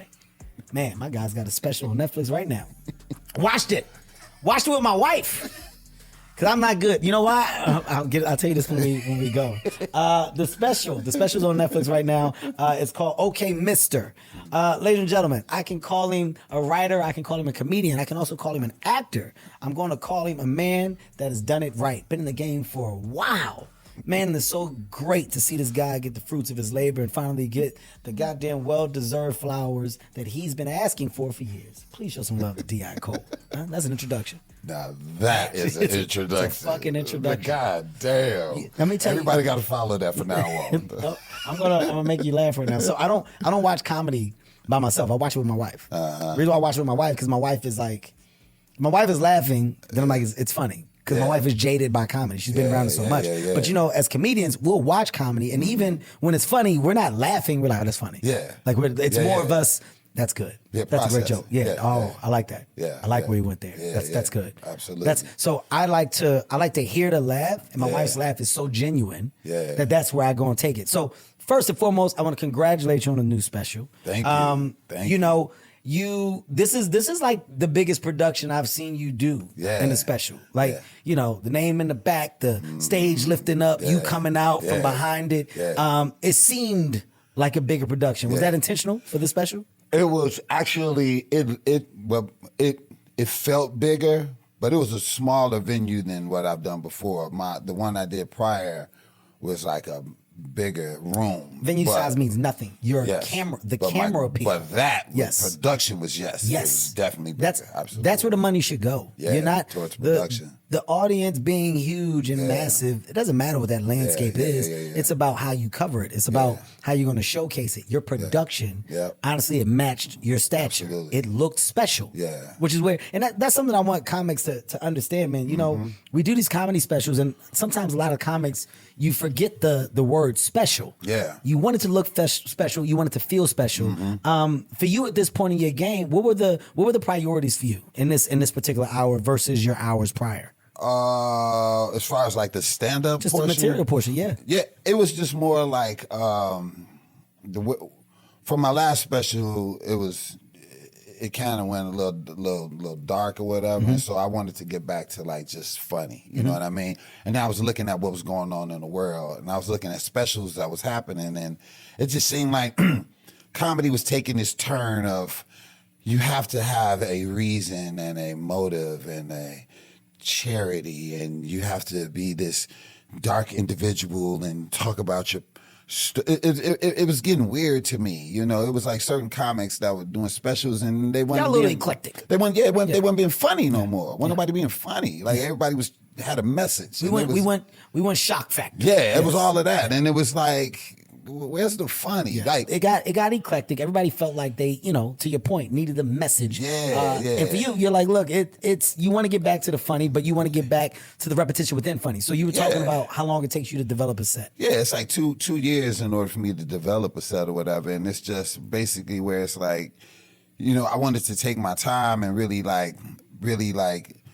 show, you know, get back to the funny or whatever. I read a review like about a day ago or whatever, and this dude's white guy on your special, and he goes, this didn't do it for me because he doesn't care. He's so just calm, and it's lackluster. It's like what? So every comic got to be around this motherfucker, like pie to the face, slipping on banana peel. Like what? Like why can't it be just versions of comedians? I'm shocked that you read them now. Dude, no. I'm shocked that you read them. It came up. It just came up in my thing, and I said, "Oh, let me see this." And I was like, "What?" Yeah. And this dude was like, "Yeah," and I'm like, "Did you go down a rabbit hole?" I did not. I stopped right there. I was like, "I don't want to read nothing else." This is hurtful. This is enough. I was like, "This is enough. I'm not gonna read nothing else. I'm not doing that." But it's crazy how people can critique comedy. How do you do that? Like Andy Kaufman, who people used to talk about Andy Kaufman like he was a lunatic, and it's like, how do you critique comedy? Like it ain't how you laugh. It's you laughing. I'm gonna tell you how. Right? And I love this is what I'm saying to the audience listening. This is what I mean when I say when you talk comedy, it just hits different when you're speaking to someone that really knows it. Here's my take on it. The world changed when we started looking at comedy as political information, right? And by the way, this is no shot at any comedian that has chosen to, stage and partake in political humor. Great. It's dope for those that do it well. But when comics started saying things and then the world wanted to hold the comedian accountable, that's when it changed. When everybody felt like the jurisdiction and the judgment, well, it could be by all, right? And I think because of that, it did affect comedy a little bit, but the seasoned professionals, well, we can adjust while being understanding and respecting. So there was no bump in the road for your seasoned comic, right? It was like, hey, man, look, you're right. Times are changing. We should be more mindful. We should be more respectful. Absolutely. We're on board. I'll continue to go about my business as I normally do, and I'll come back with a different version of myself. That's the joy of it. But when you say things like, I want to just get back to the funny, because we all did make a little minor adjustment for ourselves. And that minor adjustment, came with a different delivery. Like you said, you went darker. My last one, I went a little more edgier and raw because I'm trying to get the. I'm like, well, come on, man, we got to go back to the thing. Get back to the thing eventually. So now, as we do, well, you're going to have some people that are holding on to that time of fucking like opinion. The powerful opinion on social media. The keyboard. You can't escape the fucking keyboard. It's nuts. No, you just have to, you got to dismiss it and just like, and not even look back at it. What I think your biggest adjustment was on this one, you are, if I could give a great comparison, Jerry Seinfeld, you and Jerry have similarities. And here's what I mean by that. You're observational. Your observation off of the smallest to the largest. Like, it's insane how your mind works and how you see things. And when you were, when you were in the days of the paper and pen and the audience, your way of observing an audience and giving that banter, it's no different from Seinfeld. Like, that's a style. And you take that style and you expand on it. And this one, you went in like a little more story. Like, you had some stories attached to some bits, which was pretty dope. Like, for me to see you, you're never not taking your time. You're never feeding into the energy of what you think you're supposed to be. Your rapport is confident and it's always fucking seasoned. But I noticed that you were in a story pocket a little more. Absolutely. I wanted to switch it up a little bit, just like you said you were with yours. It's like I wanted to be more, story oriented or whatever, and try to find a balance of, these rapid bits that I do, and then or thought provoking bits along with stories and telling these stories about the woman I was with, the older woman, whatever, you know what I mean. And so it was important for me to like find that balance, So. As comedians, we all realize when that magical moment was, when we saw a shift, a change. Right now, there's a fan base attached to Deon Cole. Like, you sell tickets, you have comedy specials, and this is not your first one or your second one. Like, you now have a amazing rapport in the profession of comedy, of understanding from your audience. When do you feel the shift started? Like, when do you think your magical moment of, oh fuck, it's about to get real, it's about to get different for you? What was it? I think it was, to be honest with you, it wasn't even doing like theaters or like or even the couple arenas that I did do or whatever. It wasn't even that. I think it was my writing game. I began thinking more like a comic on even though I did, but now it's almost like I know what's funny and what's not. I still got to try it out, but I still, my ratio of what I go is funny is at 80% rather than 50. You know what I mean? Because we, as comics, we stay at a 50% of, is this funny or is this not? I got to go try it out. And then I got to tweak. I got to change. I got to do this. I feel as though that my pen game now got me at like 80% chance I know that this is going to be funny. But at the same token, I also have to be real with myself with an 80% chance and go, this ain't going to be funny. You know what I mean? And so I think that was the shift to me, to make me be like, I can really just write material constantly and try this out and know what's funny and what's not. And I think that's what made me go, I think I'm really onto this, and really, because you really don't really catch this shit until like, because it ain't just the writing, it's the shit that come along with it. It's too. everything. It's a package of it. It's a package. Like when you do fucking Madison Square Garden and you sell out 3 goddamn shows at Madison Square Garden or whatever, there's a level of writing that comes along with that. Yes. You know, Yes. and the balance that you have is still being grounded in the midst of that. But how do you balance that? There ain't a lot of motherfuckers that can balance. It's so dope to hear you. being here, but still being here. And that's why it's great to even see you with your guys and stuff too, because then it makes it make sense. That's how you balance it.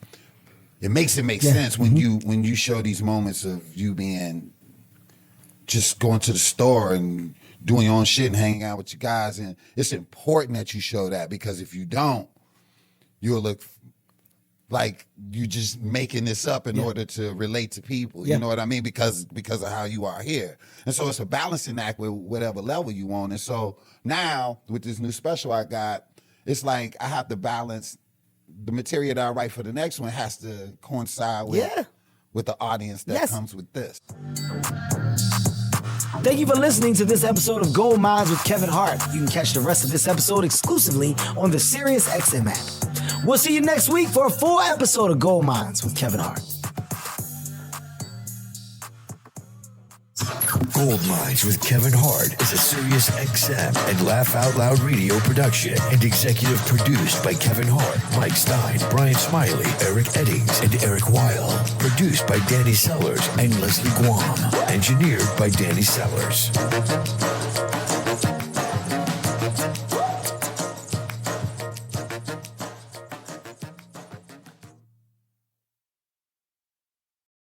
And now, join Kevin Hart as he dives into the minds of some of your favorite celebrities. This is Gold Mines with Kevin Hart.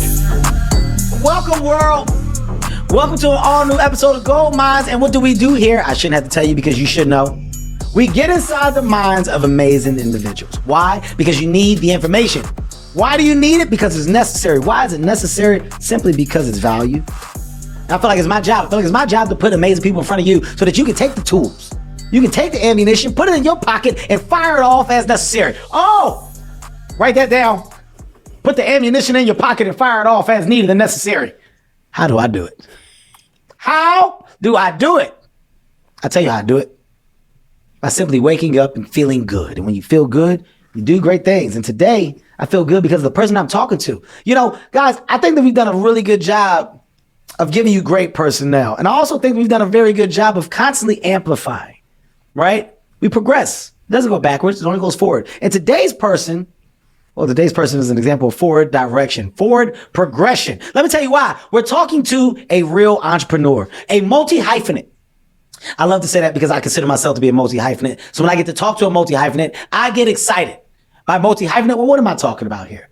I'm talking about the world of a stand-up comedian. I'm talking about the world of an author.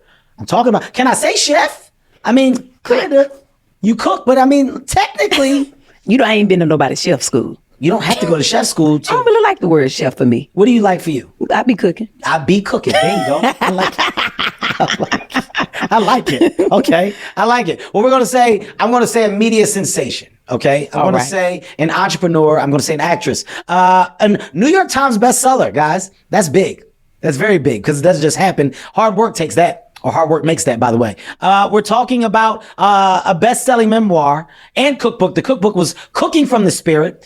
We had an inspiration book, right? A book that was based off of nothing but giving you what you felt people needed. This one was called Feeding the Soul. Come on. Yep. Feeding the Soul. I like that. We'll get into that. Also, Seen, Loved, and Heard. And you got a new book. Coming out, guys. Make a note of this, please. It's called I Did a New Thing. Ladies and gentlemen, to do a new thing, you got to have a thing. Can't do a new thing without a thing. We're talking to Tabitha Brown today. Tabitha, welcome to Gold Mines. Honey, very good. Thank you. Oh, man. I appreciate you. I guess my first question, there's a lot of soul. There's a lot of feeding. There's a lot of cooking, but a lot of things are dedicated and geared towards the soul. Before we go in depth about your background and about where you've come from, why such a priority? Why focus so much on the soul? Why are you so adamant about feeding one's soul? What is it? It's freedom, right? For me, I did feed in the soul because my soul was not free for a long time. And so when I found that freedom, I wanted to share with everybody else. And What so does that mean when you say your soul was not free for a long time? I was living for a lot of other people before living for myself. Oh, And so I was not free. we just got a little deep there. Yeah, well, we did. went to the soul. We went to the soul. There. Yeah. I mean, to realize that, is there a catastrophic moment that sat you down and made you pay a little more attention to things that you felt you overlooked? Or was it just kind of looking at your surroundings and the people that you were around and realizing that I'm doing more for and not enough for me? Like what is it that helps spring that realization? This is Gold Mines, hosted by Kevin Hart. Now back to Gold Mines with host Kevin Hart. For me, unfortunately, I got sick, right? So I got very sick, and I was sick for like a year and a half. Okay. And I thought I was going to die, right? And so during that journey of sickness, I got into a very dark place, depression, and I thought God had forgotten about me, right? And I started really checking myself like, oh, I grew up in the South, right? So I grew up going to church, and I always prided myself on being this woman of faith. And during this time, I had kind of lost faith. But I also realized I was only habitually praying, which means I was just praying out of habit, but I won't really believe in it. And also because I thought God won't really, hear me or seeing me anymore. And my prayer was to God, like I was like, okay, I'm gonna try one last time to like reach him and really have a conversation with God. And my prayer was, God, if you heal me, you can have me. And what that meant was I couldn't live my life my way anymore. I had to live it the way God intended me to live it, how he created me to live it. And so I started really every day looking at myself, and I was like, okay, what have I created? Who is this Tabitha I created, right? Because I moved to LA from North Carolina trying to, be an actress and pursue fame.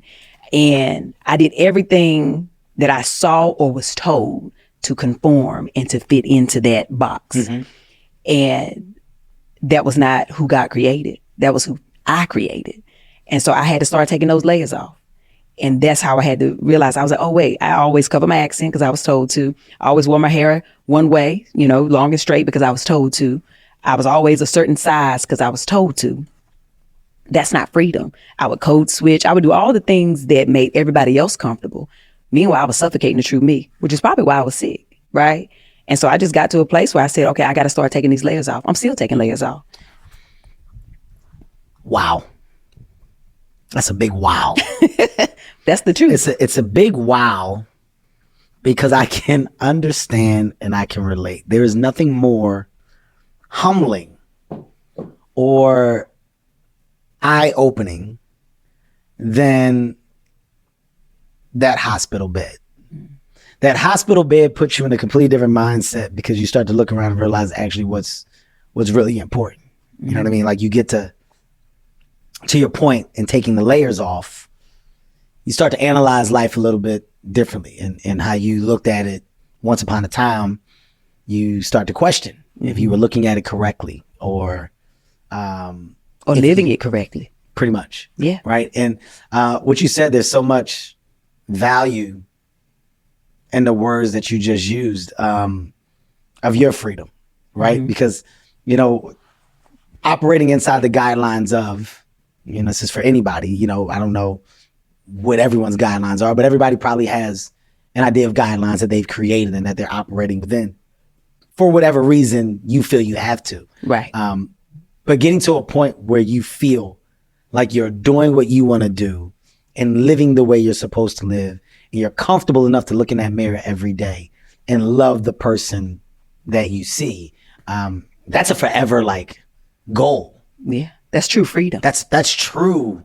Yeah. That's true freedom. Absolutely. I can't sit up here and lie to you, Tabitha, and say I look in that mirror and sometimes hey man, Yeah. you still got to get some shit together. Right. There's still some days, but I think that I am a lot better than where I once was. Yeah. But even if you can look at yourself and say that, that means you've been doing some work. Yeah. Because some people look at themselves and they don't say nothing. No, I was one of those people. I was a shoulder shrugger for a minute. Yeah. I don't know what you're talking about. I'm straight. Yeah. I'm good. Right. But then after those damn near life ending moments, you have no choice but to show a little respect and give credit to the Most High. I mean, you know, I'm not the most religious person in the world. I never have been. But there's moments where you see the light and you have no choice but to humble yourself in that time. Which is why I said I can relate. And you freeing yourself and getting to a point where you found this version of you. Sometimes when you change, people around you don't accept the change. Ooh, immediately. Come on and preach then. He ain't religious, but he preaches. Sometimes your change isn't on par for others. And because of that, your change sometimes forces you to leave some behind. Got to. And in that moment or in that time, as you're leaving those individuals or individual, whatever it is, those relationships behind, you know, they come with a little heartache, they come with a little turmoil, or I guess you could say just a little stoppage, right? There's a little bit of a drama that can present itself in that. For you and your change, do you feel like it was supported by the right people? Or do you feel like the right people eventually had to learn to get on this train or get left behind with you? What was that transition like? For me, I had the right people in foundation, right? Which is like my husband, my children, like my family, right? My daddy.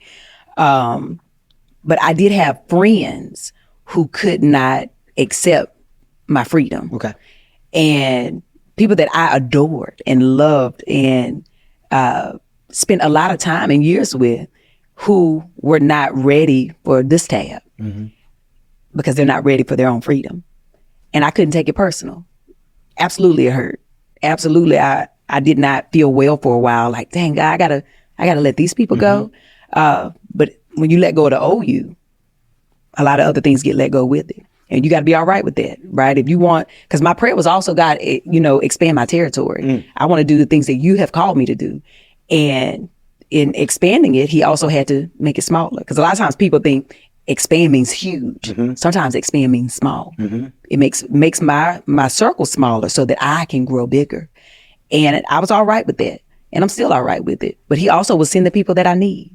You know, there's a lot of things I don't know. And so my reach can, like, I have to have a great network, right? I got to have a great team. So he'll send those people that I need to make sure that, okay, these are all the people that's right. And listen, if it don't feel right, it ain't right. And I also don't have a problem with saying that, like, hey, you know, this don't feel right for me. So we're going to have to part ways. And it's okay. It's no love lost. It's just, I'm living on obedience. And obedience is completely different than living because you want to live.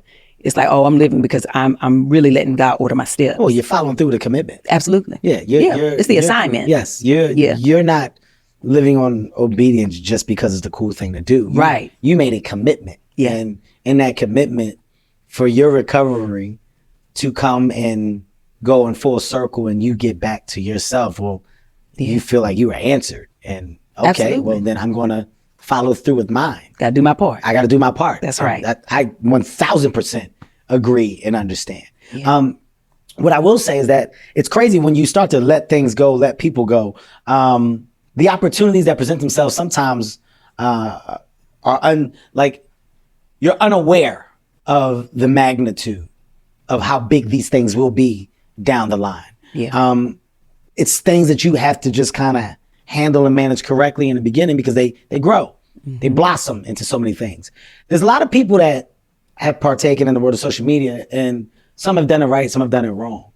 You are a pure example of doing it right? And building a fan base, an audience, and turning that fan base and audience into supporters of the business ventures, ideas, endeavors, etc. The things that you want to do.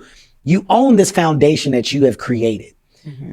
Were you aware in your beginning stages of social media that this was something that ultimately you had ownership of, this relationship, this thing that you were navigating in? Absolutely not. Okay. I had, not a idea. Okay. I'm an actress, right? I moved out here. I knew acting. I knew SAG. I knew, that's what I knew, right? You know how long it took me getting the union? That's what Tab knew. Okay. And I was always told not to get on social media. As an actor, they were like, they ain't gonna take you serious, you get on there, And so I was like, all right. Who gives this information? This is the most mind-boggling thing to me when I talk to people, they go, you know what they said? Yeah. I'm so curious.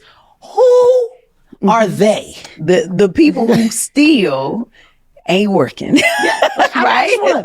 I wish we could put a real name on they. Like when I hear people say, no, you know what they told me. Right. Yeah. You know, everybody they told me I shouldn't. Yeah. Who? But I will tell you, I did have acting, teachers, casting directors, like going to workshops and, training. They would say that. And I would listen. I'd be like, okay. So I was always very afraid, in the beginning of getting on social media. I remember I even had friends when the Vine came out and they all took off on Vine and we were all actors together. And I was like, oh, honey, y'all not going to work. Y'all not going to work. And I was broke and they was making money. And I still was like, oh, y'all not going. I had thought I was better. Yeah. And they was on social media and God was like, oh, I'm going to show you. Yeah. I'm going to humble you real quick. Yeah. Right.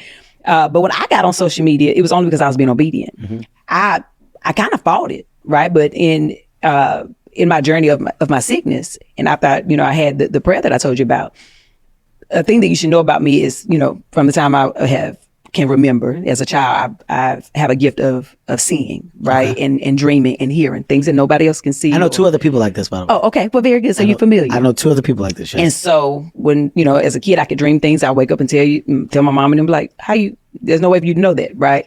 And it's still to this day. And so about a week or two after, I had given God this information that I would, if he heals me, he could have me. I had this dream and I saw myself on the show. And on this show, the screen was small, but I was completely like who I am, right? My hair was shorter. I had like a little bitty afro. Okay. And I remember waking up and I was like, okay, God, reveal that to me, because at this time, I'm still not healed. I'm still not well. I'm not on, auditioning. I'm not really able to act. I'm not doing stand-up because I had tried to do stand-up for a little while, trying to get a TV show. That was my goal. And in prayer, I was like, God, what was this? How was I on a show? And I heard a voice that said, start doing videos. And I was like, oh no, Lord, it's easy. I'm not going to do that. I can't do videos. And the voice said again, start doing videos. I was like, why would I do a video? And I'm sitting in my floor and I heard as clear as I'm talking to you. He said, listen, when you were out trying to get a TV show and you was doing stand-up, because I was going to little clubs and stuff, he was like, you was reaching maybe 15, 30 people a night. You start doing videos, you're going to reach thousands in minutes. And I was like, see, that's where I got you, because I ain't even got thousands of followers. I think I probably had with my friends and family on Facebook, 3,000 followers, mm-hmm. right? The voice was so loud, it said, start doing videos. And I was like, what would I even do videos about? And so when I first started doing videos, I was kind of telling the same jokes and stuff I would tell on stage. And I would go live on my Facebook page and talk about being a mom and, being a wife and all that. And maybe about a couple of weeks in, my daughter came home from school and she was like, hey, Mama, we saw this documentary at school. I think you should watch it. And it was What the Help. And I was like, well, it ain't every day, that a kid come home and tell you to watch a documentary. Mm-hmm. And so when we watched this documentary, it was like maybe a light bulb moment when they started talking about not all diseases are hereditary. Sometimes we can eat the same thing that causes the same disease in our family. My mama had died at 51. My daddy is now 72. He's the oldest man to ever live in our family. People die at young ages in my family and they get sick at young ages. And so the only thing that I could think of was that we ate the same way. Mm-hmm. And so I was like, you know what? Let me try to do this little vegan challenge, right? And so I told my husband, I was like, let's do it for 30 days together. And let me just see if it helps me get better. Because I had a headache in the back of my head for 1 year and 7 months. Wow. Every day.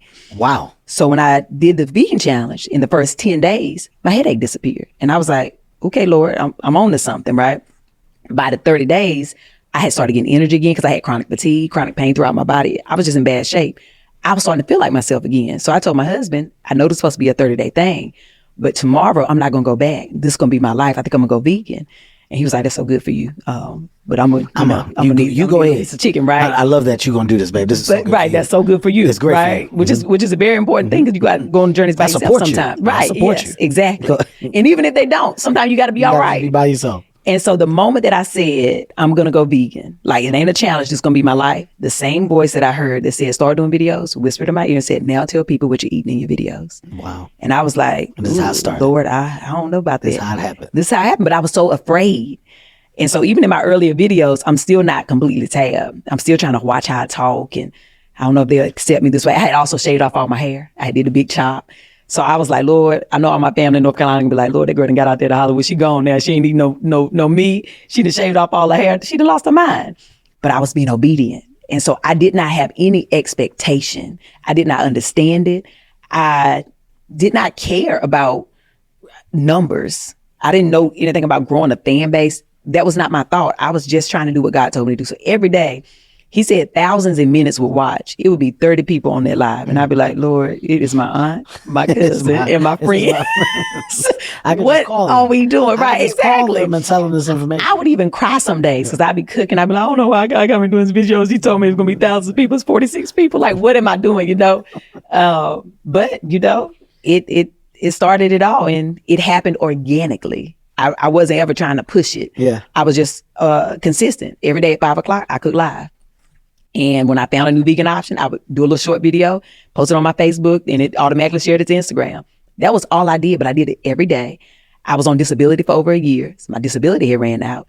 And then I had like unemployment that ran out. And so I was starting to feel better. And I told my husband, I was like, because I also had a 9 to 5 before, you know, going on disability.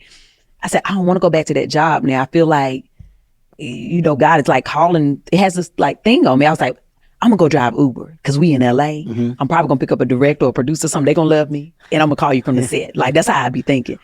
And I'm gonna get discovered in my car, right? And so my husband's like, all right, tell him. I was like, I'm telling him I'm about to get discovered in my car. And so I started driving Uber like that in October, and I would still, you know, do my video. I'd make sure I'd be home. Okay, I'd have made enough money to pay this car payment, this phone bill. Like, that's how I measured my rides. And I would still go home every day at 5 o'clock and do my cooking live. And by December 30th of 2017, I had dropped somebody off by Whole Foods one morning and was like, oh, Whole Foods be having vegan options. So I'm gonna go ahead and get me a little breakfast. And I went in there and I had never heard of a vegan bacon at that time because I was just a couple months in. And I was like, oh, let me get this sandwich. It was a TLTA, but I said the name wrong, called it a TTLA. And I was like, oh, let me do a video, tell people I found a new vegan option because it was so good. And I was sitting in my car, did the video, posted it, went back to driving, got home and turned my phone on, and that video had like a bloop, bloop, bloop, 50,000. I was like, who's watching this? Next morning, had over 100-some thousand. I was like, I told my husband, I said, I think I'm going viral. He was like, what that mean? I said, I don't know. He was like, well, you gonna make some money? I said, I don't know.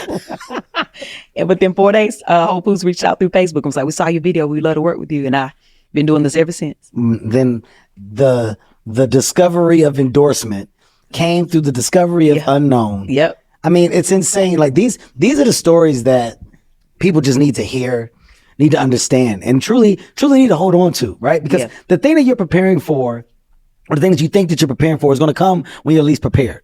But it's about your mindset during that time. If you're ready for it, how you take it on, how you handle it, more importantly, how you proceed after. And what I love the most about what you're talking about saying, look, this is just what I was doing. And I love that I was able to do it and do it as myself. Yes, I was very happy in doing it. Still curbing myself in small ways, but it was the discovery, just trying to figure it out. And ultimately people just gravitated towards what they felt was real. Yeah. It was real information attached to a real, like, halfway piece of understanding to what this world was. Like, I'm new to this vegan space. Right. And in my world of discovery, I'm going to take you guys on a journey with me. As I find it, I'll show you. As I cook set things, I'll cook it for you. Yeah. Oh my God, I done found this vegan bacon. I didn't even know they had this. Here's where I went. And then what happens is, well, you become an influencer. And the power of the influencer is so underrated. It's so underrated because the businesses gravitate towards the influencer because your words speak volumes for the brand that the brand doesn't know how to say on their own. They can't program what you can do. They can't. True. They can't. Yeah. There's real, nothing beats realness. At all. Yeah, nothing's Here's the gonna flip beat it. though. Tabitha, let me tell you what you did. You drop a little gold nugget on Come on with it. Write that down. Write that down. Gold nuggets. All the listener knows when I say gold nuggets, something is coming. We need an alert.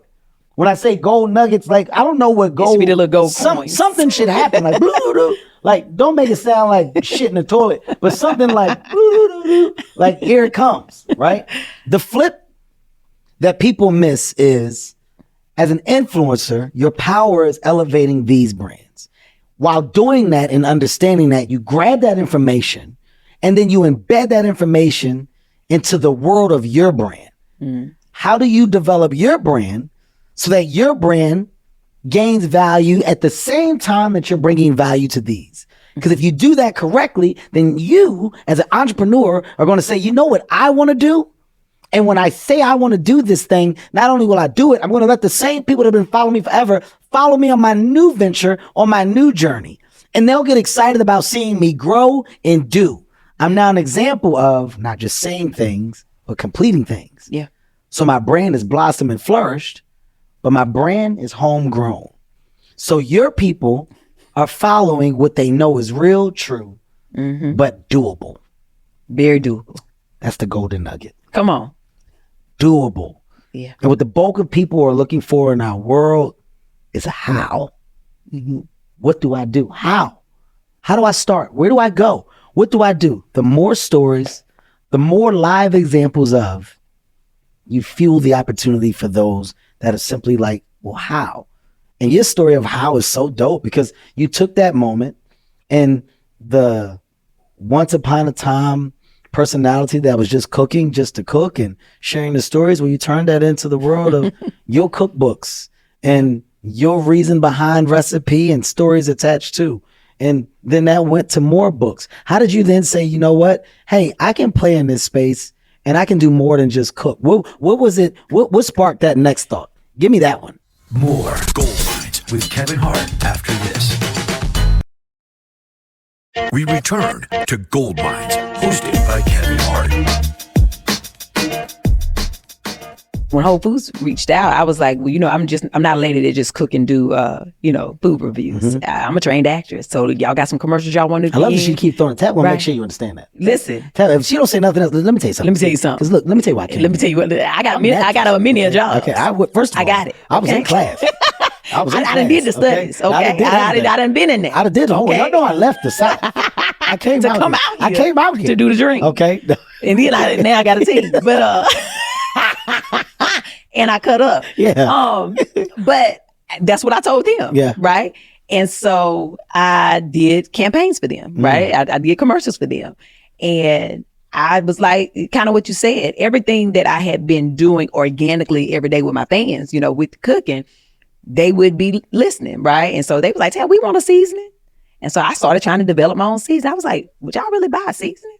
You know, even I am a storyteller, right? And so, you know, when you're from the country, you grow up around like older people, we have sayings and stuff. It's just a natural thing for me. I didn't realize how much in my freedom, that I would say things that became like catchphrases for people. I would go live, but never watch my lives back, right? So I would just be in the moment. I would read the comments as we going sometime. But one day I had went to the gym and I was on the elliptical and I was like reading comments. I said, why do people keep saying that's my business?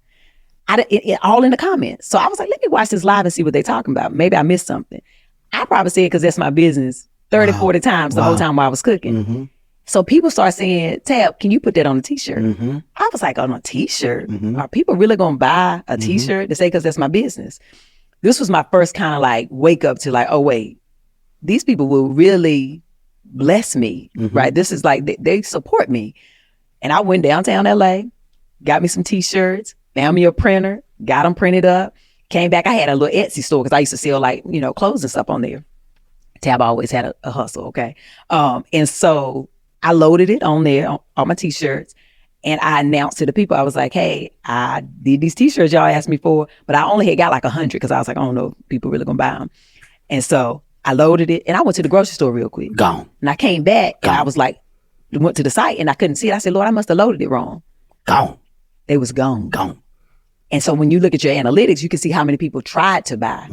I missed 3,600 orders because I did not believe people would buy. I only had 100, but I could have made, and that was my first, I was like, oh, I need a t-shirt business. So I started doing my own merch, right? And I did it myself. I had my daughter on payroll. I was like, you don't want to go to school? Okay. You going to run customer service? We're going to do, you know, so I had my own t-shirt brand. And that turned into, as I'm cooking, doing the spice, I was like, I can create my own spice. So I was trying to do it, but it was very hard. And I didn't know anything about it because I don't really know anything about food other than cooking it and eating it, right? And at this time. And so McCormick Spice had reached out. Now we, you know, kind of in the pandemic. And they was like, we would love to, you know, work with you on a recipe. So I already, you know, my granny and them was cooking with McCormick. So I was cooking with their products. And they was like, okay, let's do a live with you cooking. And I was like, okay, I'll make some pasta. Did that. And afterwards they were like, would you ever want to do your own spice? I was like, I've been trying to develop one, but I don't have the resources. Pow, ping. That's pow, how they came to be, starting to right? Pow, pow, pow. Everything. So then, same time, ever since 2018, when I cut my hair off, she started growing back. So I had like a little short afro. Is she your hair?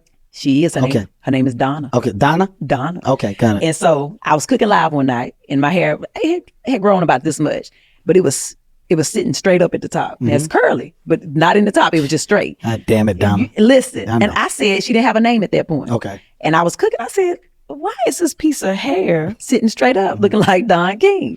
I'm about to call her Donna. Okay. And people was like, from that day on, everybody know her as Donna. And I call her Donna. Like, that's when she was born. So I just forever called her Donna. And because of my neck injury, I had a spell where I had to sleep straight, like flat on my back. So my hair had started to thin in the back. So I started trying to find products to help her grow back. And because I was a new vegan, I didn't want to just put anything in my head. So I was like, maybe I can create my own product. Right? So I'm trying to do that. Then my business partner, she was a mom that my husband coaches basketball, coaches kids. Her son was on the program. And so she came, she was like, I have an idea I want to run by you. And so she had an idea for a hair care line. I said, girl, I've been trying to develop a hair care line for the last year. She was like, I got it because you cook. And that's Donna. You can name it Donna's Recipe. And that's how I have my own hair care brand called Donna's Recipe. So everything is me. I'm intentional. Where was I at? I mean, working? You were working. God damn it. You know? But that's literally how Donna's Recipe came to be. Here's like what's so dope about like what you now have. And I love saying like this because, I think people understand like how I think. I'm a big connect guy, right? Yeah. If it doesn't connect, it doesn't make sense. And ultimately, I'm trying to complete a circle, right? And what you're doing is basically putting these things that put you in position to complete a circle. And the circle is a circle of life. Try to break this down. Come on. In a circle of life, people do the same things in different places all over the world, right? People are going to eat.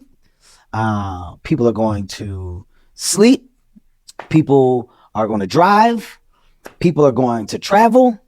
People need a home. And people are going to want to take care of themselves. And that can be in health and wellness. That can be in skin, hair, I guess say longevity like products. These are the things that ultimately are never going to go away. Right. Within that, you also have people want to dress, right? These small things, how I broke it down, all connect the wheel of life. Now, you can start to elevate these different things through luxury, through mid, through low, through affordable, through high price. It all starts to vary. This is how you go and start to play the game. But if you put yourself or your business in the place and space of that wheel and you start to connect the dots properly, you'll find a through line through connectivity through the people that just align with you. So as you're talking about cooking, you're talking about hair, you're talking about product, you're talking about reading, you're talking about feel good, soul, you're talking about energizing people in a way that can complete and complete and complete again. And now, because you have a proof and concept, well, now you just take the concept and now you can go to whatever brand you want. And you can say, I want to develop my version, but I want to use your ecosystem. Yeah. But I want to split it with you.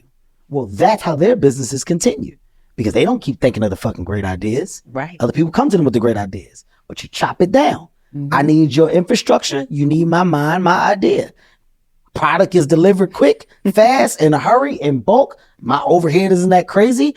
We meet, we split, we go. By the way, I want a bigger marketing infrastructure. I'm going to go and partner with a marketing infrastructure. You can keep now going up because the business of Tabitha is the business is real.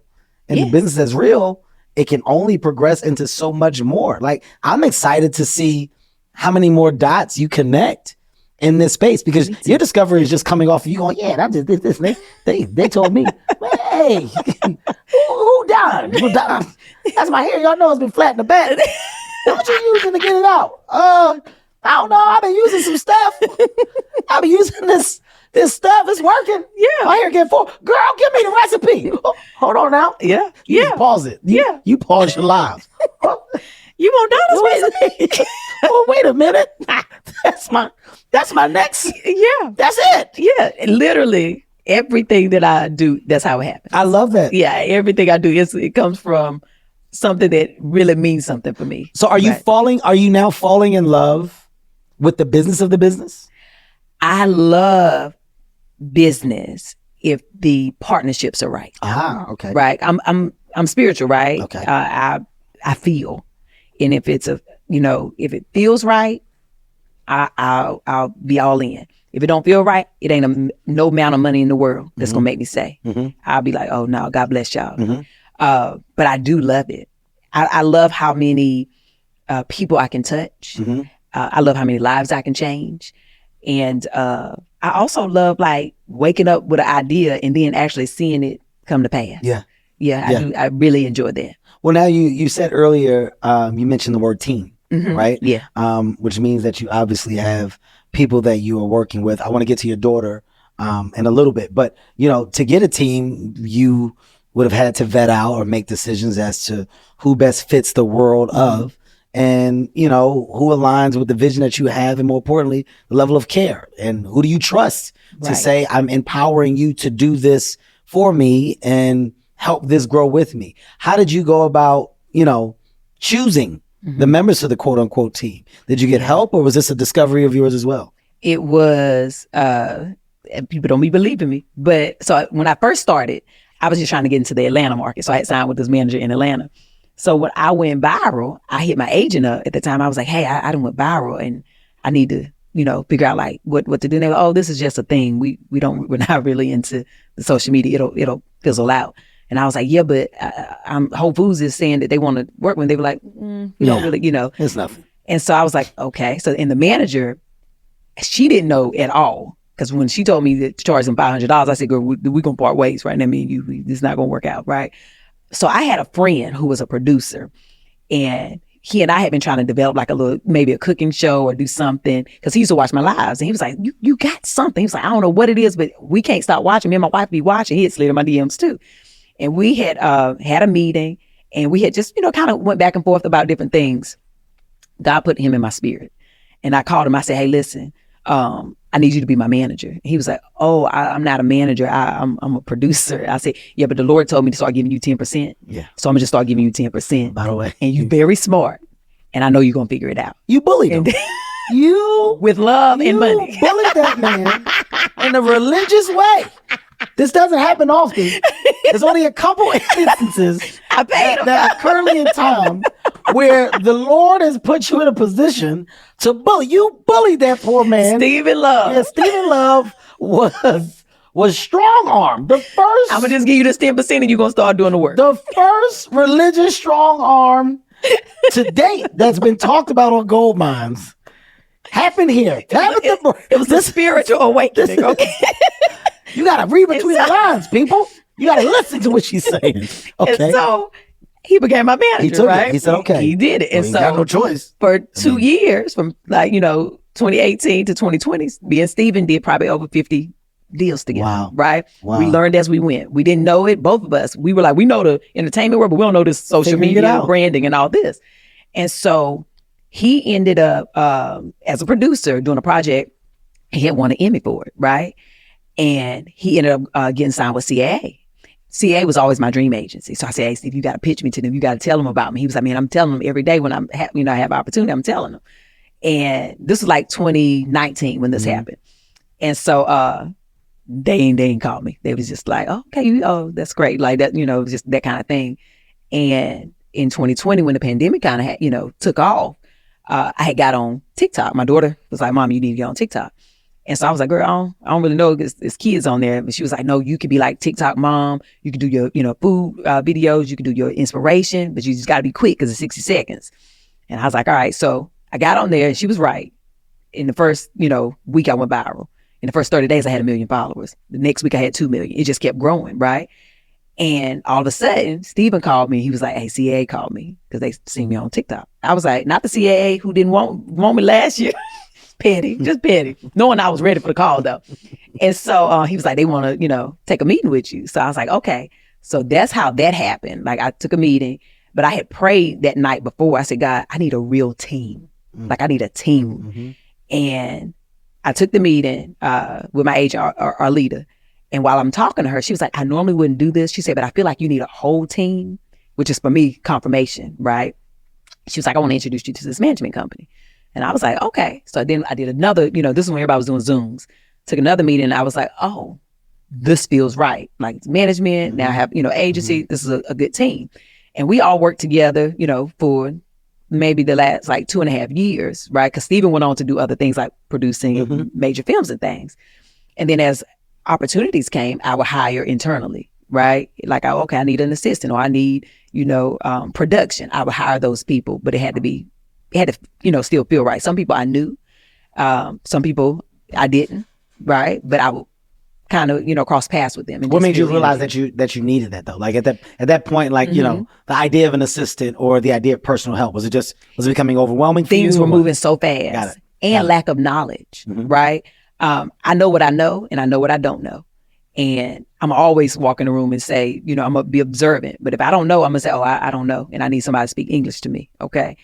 And if I can't understand English, that means I really don't have the knowledge. So I need to find somebody who has the knowledge, who can also break it down for me. That's how I think about things like that while learning.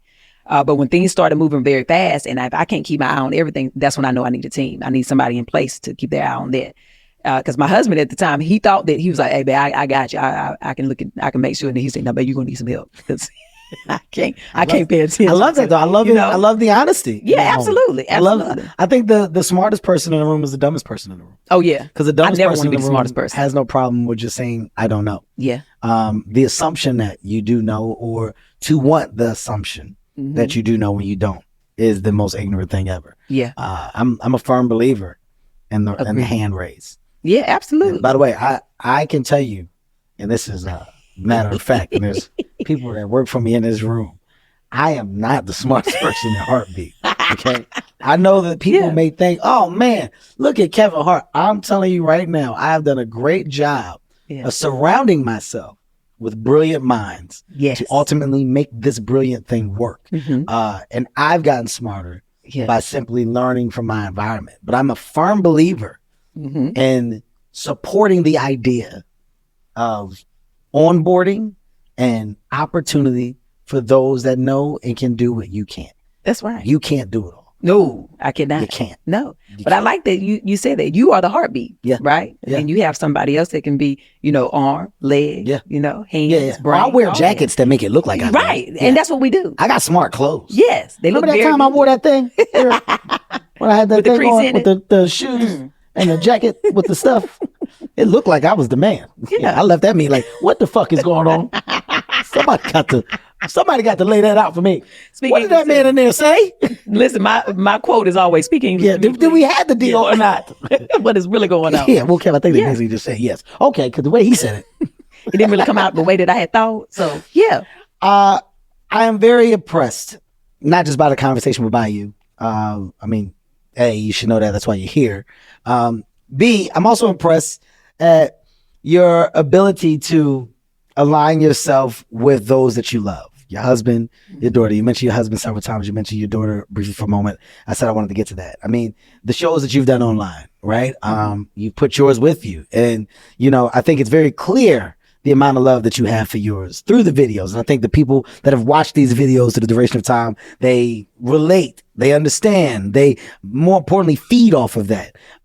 Was that the idea from the take, or was that a discovery as well? Was it, "Hey, honey, come and be in this with me, and I just want to see what'll happen"? Or, "Hey, sweetie, I know that you helping me with this, but I want you to do this, and we're gonna do these things on Mondays, and I think it could be cool"? Was the idea like vetted out from the beginning, or was it a chance and like, let's just see? I want to see what happens. Sit in this with me. How did that come about? So when I first started doing videos very early on, and people who've been following me for a long time, they know this. My husband did not want to be on nobody video, right? So even when I would cook live in my kitchen, you would hear him, but you never saw him. You would hear him like, "Man, you got them people looking in our kitchen. I can't even go to the refrigerator," right? He was very much so like, "What are you doing?" When that first check hit, he was like, "You ain't turn your phone on it. They do little videos." But, hey, when last time you posted? Because he very 1 + 1 = 2, right? But he still didn't want to be in on camera necessarily. My daughter and my son at the time, they were still very young, and my daughter was still in school. I'm cooking. So it's this real life. Yeah. You would just see them walking around. My son could barely lift his head over the counter at that time. He would be like looking at hey guys, Choice would come on, and back then it was a app that she would read off of, and it would be like a daily inspiration. She would come and get a word of the day, like just something that she wanted to do. She was a teenager. And I'm like, "Girl, come on, get the people a word while I'm getting something out the oven." Like, it was just a natural thing. It was never a plan. It was like, if you're going to see Tab, you're going to see all of me. Yes. So when she graduated high school, she knew she didn't want to go to college. And we knew that she wanted to get into entertainment in some type of way. She was like in modeling. And I told her, I said, listen, the way that I can help you is by showing people who you are, right? And then you develop your followers that way. Then it's up to you to show them who you are, right? And so I was like, every Monday, because God had told me to start to bless small businesses. And I was like, well, Lord, how am I going to do that? Because I would always like post and do stuff.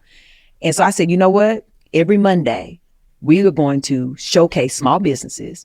You're going to get on here, you're going to be my co-host. And that way, people, will start to follow you, and then you'll gain your audience, and then you can start getting your own brand deals and things. So that was my thought for her.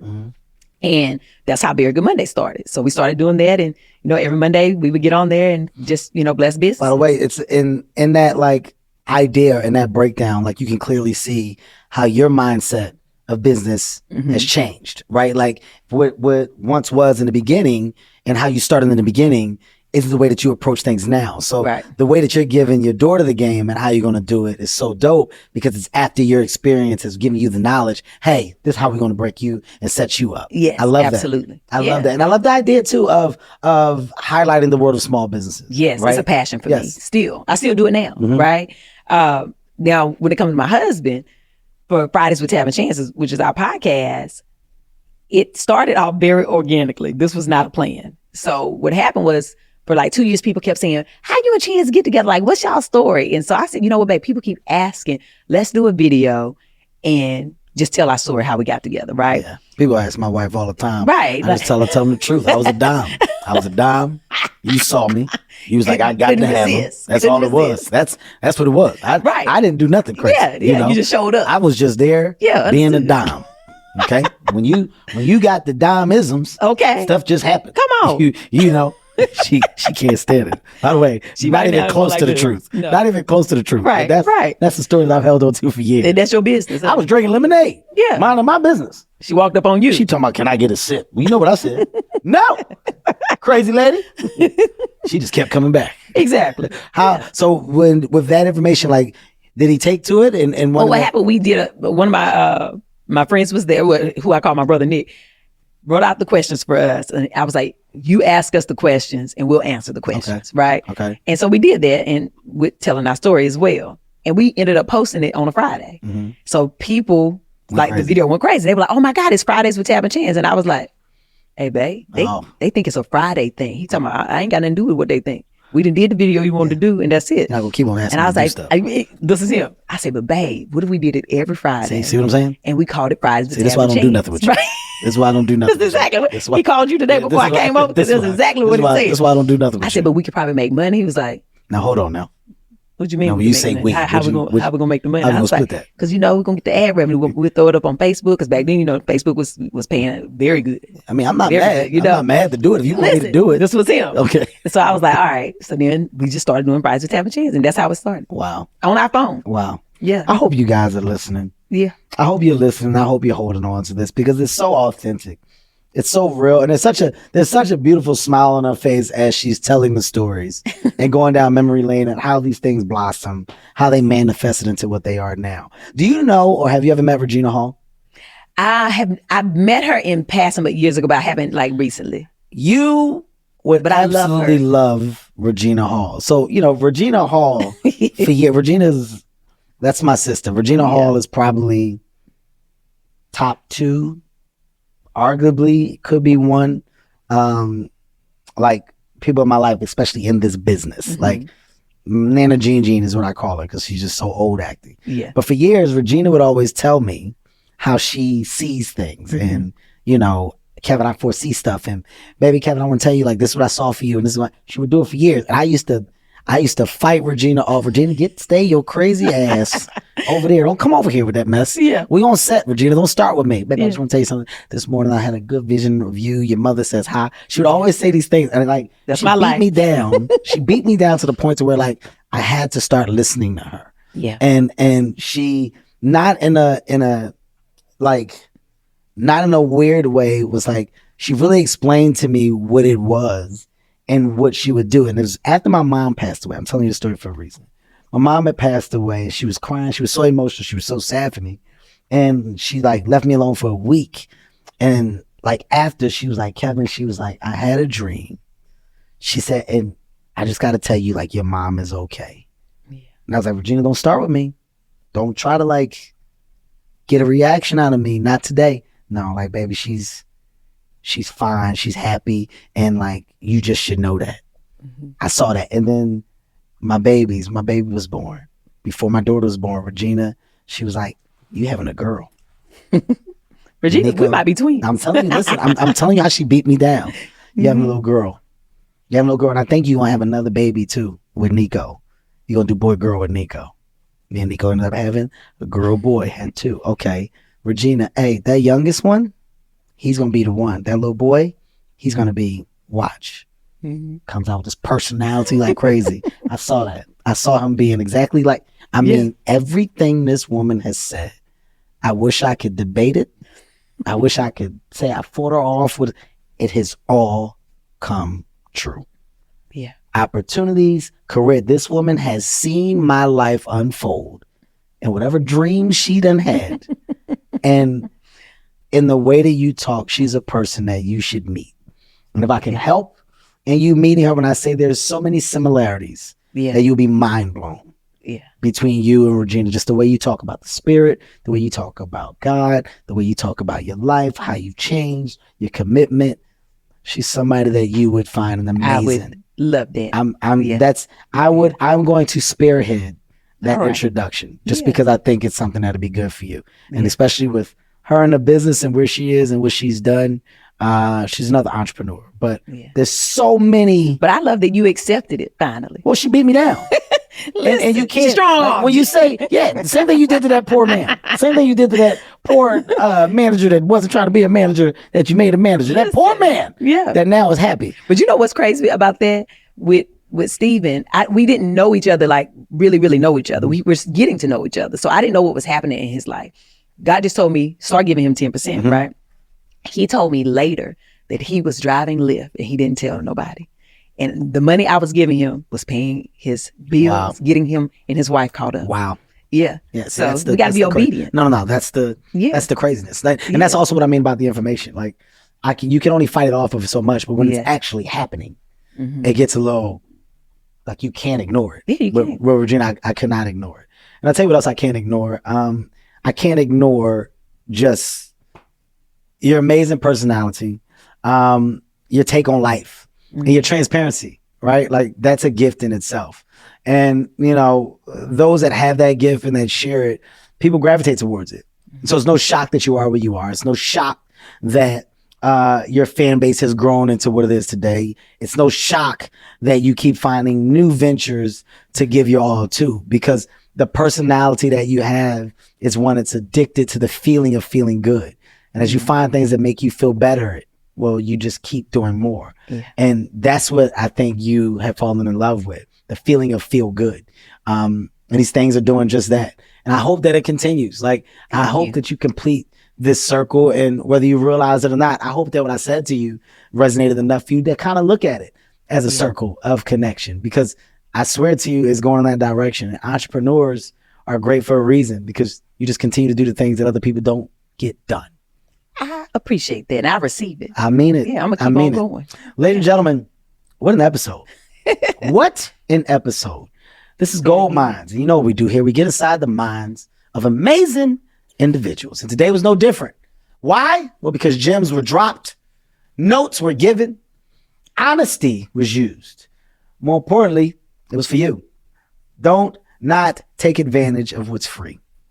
And this information is just that. Guys, there's a new book coming out from Tabitha Brown. The new book is called I Did a New Thing. Shocker. Shocker that she did a new thing. It should be obviously. Going to keep doing it. Because she's going to keep doing it. Yeah. Tabitha, thank you. Thank you so much. Thank you. What an amazing conversation. I'm serious. And I got a little bit, I feel like you fed my soul today. Well, I am so grateful for that. I feel like you did. You said some things that I need to sit my little ass down and hold on to and reevaluate. We are always worthy of that. Well, I'm just telling you. I do not take for granted some of the stuff you said, and it was said to me today for a reason. So I'm going to go sit down in my office and go look in the mirror and have a conversation with myself. It's nobody's business. What I gotta say to myself. Listen, ain't nobody's business but yours. Ain't nobody's business but mine. That's right. Shall I give my signature ending for you? Yes, please. For your folks. And yes. Things? Okay, well, very good. But thank you. I appreciate you for having me. I appreciate that. And until the next time, honey, y'all go about y'all business and have the most amazing day. But even if you can't have a good one, don't you dare go messing up nobody else's here. Love y'all. God Boy, bless if you. the world listened to that, we would, man, it'd be such a better place. If the world talking about saying what everybody should just understand. Just because your day toe up, you ain't got to tell nobody you else. would say it differently. I would definitely use a little profanity. Mind your fucking bit. See, this is my problem, Kevin. That ain't my message, Kevin. No, I get what you're saying. Tabitha, mind your everybody. This is y'all in everybody else's shit. No, Kevin, that's not. Kevin, it didn't really go that way. There's a much more cleaner take on it, Kevin. The Lord is still working on it. He's working on me. Just be patient. Be patient. And that's your business. I'm going to mind my business, and I hope everybody follows suit. Tabitha Brown. This is Gold Minds. I'll see you next time. Gold Minds with Kevin Hart is a Sirius XM and Laugh Out Loud radio production. Executively produced by Kevin Hart, Ty Randolph, Mike Stein, Brian Smiley, Eric Eddings, and Eric Weil. Additional production from Elise Ellis and engineered by Marcus Ham.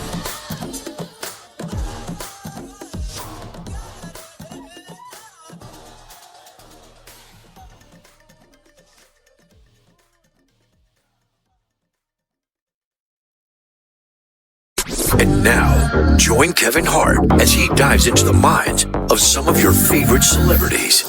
This is Gold Minds with Kevin Hart. What up, world? You already know what it is. This is Gold Minds. And you know what we do here. We get inside the minds of amazing people, and goddamn it, today will be no different.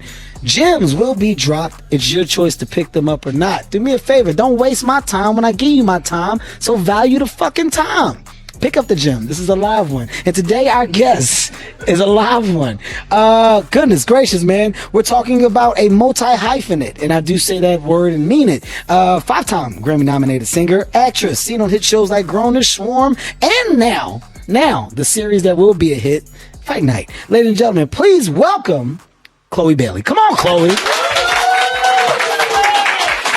Come on, Chloe. Oh, God. Oh, God. Don't think I'm not a gentleman. I hugged her and stood up outside. So don't think like I wouldn't have stood up and did whatever. Chloe, welcome. Welcome to the land of. This is Gold Minds. This is the first time I actually get to talk to you in this setting. So I'm excited right now. I'm excited too. Thanks for having me. Thank you for being had. We talked on set. We had a great conversation on set. And I got to know a little bit about you. But I feel like now, selfishly, I get to ask questions for me. And then I think your answers will provide like a great level of understanding for your person. Yes. Does that make sense? Yeah. Where you from, first of all? Atlanta. Atlanta. Where we shot. You're from Atlanta. I didn't know that you were from Atlanta.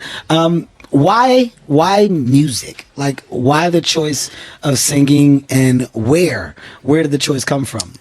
It came from me, surprisingly, at like 3. At 3? Yeah. I loved music. Okay. I really did. And then, my sister, she's a year and a half younger than me. And once we went to Spelman Summer Camp, and they had like a talent show, and our first time singing together was there. And we won, and we just kept going. I love your shirt. We just kept going.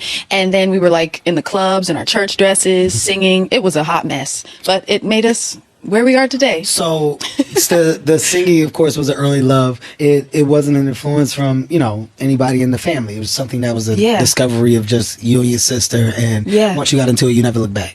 Genuine and honest. It was an honest love. So. An honest love. Yeah. Not to be confused with a dishonest love. No. Okay. I like it. Yeah. Was there ever, in the early stages of music, in the early stages of that discovery, was there ever the thought of like, wow, this is what I want to do with my entire life? This is where I see my career. This is where I see success. Or was it just a fun thing? It was a little bit of both.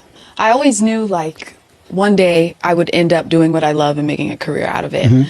But, at the time, it really just fueled my spirit and made me happy.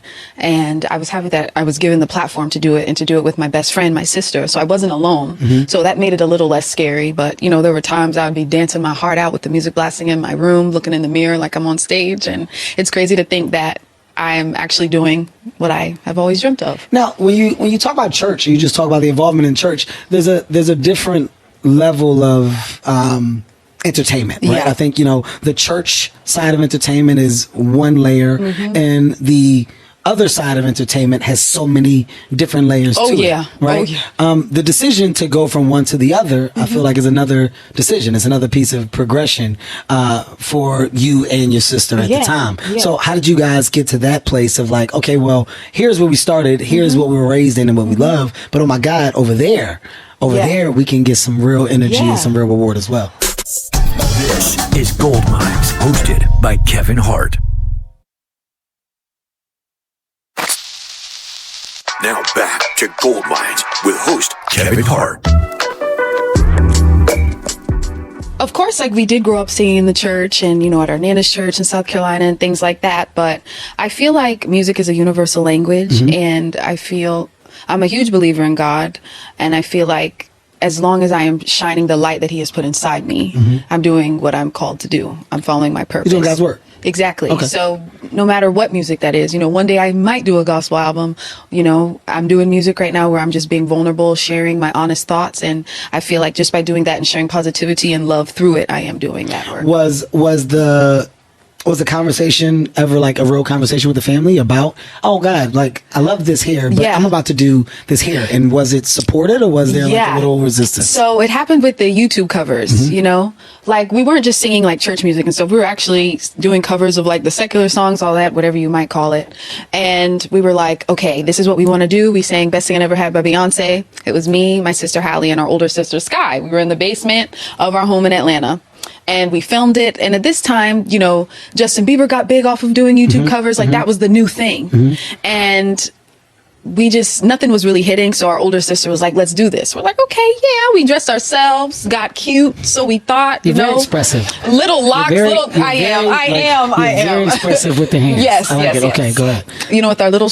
Yes. For my listeners, as she talks, like every expression is matched with a mannerism. I'm going to just hold my hands together like this. No, I think it's good. But I just want them to know the energy and how you're getting excited talking about the times of old. Like my sister, it's me, we did, and that's when it's very much a layer of storytelling. Yes. So I'm following. I'm with it, but I got to paint the picture. You with me. The people that's not here, they need to understand what you're doing. So go ahead. You, your older sister, your other sister, you're in the basement. It's the time of people are making it off this. Let's match the energy. We're going to fucking do it. Let's get dressed. I'm with you. Go ahead. So we finished filming it. And we show it to our parents, and they were like, oh, hell no. You're not putting this on YouTube. And we're like, what do you mean? What do you mean? We were begging. And then finally they were like, okay. So we uploaded it. We were excited with the first 100 views. And then it got on World Star. You know, they were calling us little baby aliens, all this stuff. And we were like, what? But then at the same time, we were really excited. Like, people are listening to us sing. Yeah. So we just kept it going. Ellen, we went on her show. You know, we signed like this exclusive deal with her for 6 months because that was when she had her label at the time. You know, we just started creating our own music. That, you know, didn't really see the light. And then one day we did Pretty Hurts by Beyonce. And usually we'd always get our parents' approval on the covers. But this one, we're like, it's good. Let's just post it. They came back to the house so pissed, like, what? What do you mean? And turns out that was the one that Queen Bee saw and got us signed. So sometimes the kids know what's up. Sometimes. Yeah. I mean, you know, I think what's important about every story is just the understanding of why, right? And knowing your journey and knowing the start of it. The reason I asked you the questions is because, of course, I'm familiar with the YouTube. I'm familiar with the beginning. I'm familiar with how you got visibility and who basically said yes. And when that yes came, more stuff started to happen. But the early stages of basement and opportunity from just hunger and appetite and support of family, I think that's the important information for people, right? For your fans. After the Beyonce of it all, after that moment, for you and your sisters, it's like, holy shit, like this is Beyonce, and Beyonce is co-signing us as a talent. Like you can't just walk by that. That's a very deep moment. So give me more. Like what did that do for you guys at the time? It did so much for us at the time. I have always been such a huge Beyonce fan. I always loved her and Destiny's Child. And every year we would do vision boarding, right? So I always had her on my vision board. And I was like, I still am Beehive, but I was like, Hallie, we're going to be the first artist signed to Parkwood. We're going to do this. And it happened. So I truly believe in the power of manifestation. Absolutely. And like believing, like when you believe something, it can come true. And I'm so in awe with younger Chloe because like there was no self-doubt. There was no questioning like the goals. Like if I wanted it, if I dreamt it, I just knew internally it was going to happen. What does that mean when you say younger Chloe? Are you speaking as if older Like Chloe 10 doesn't- years ago. But what is the difference in older Chloe and younger Chloe from believing and dreaming and doing?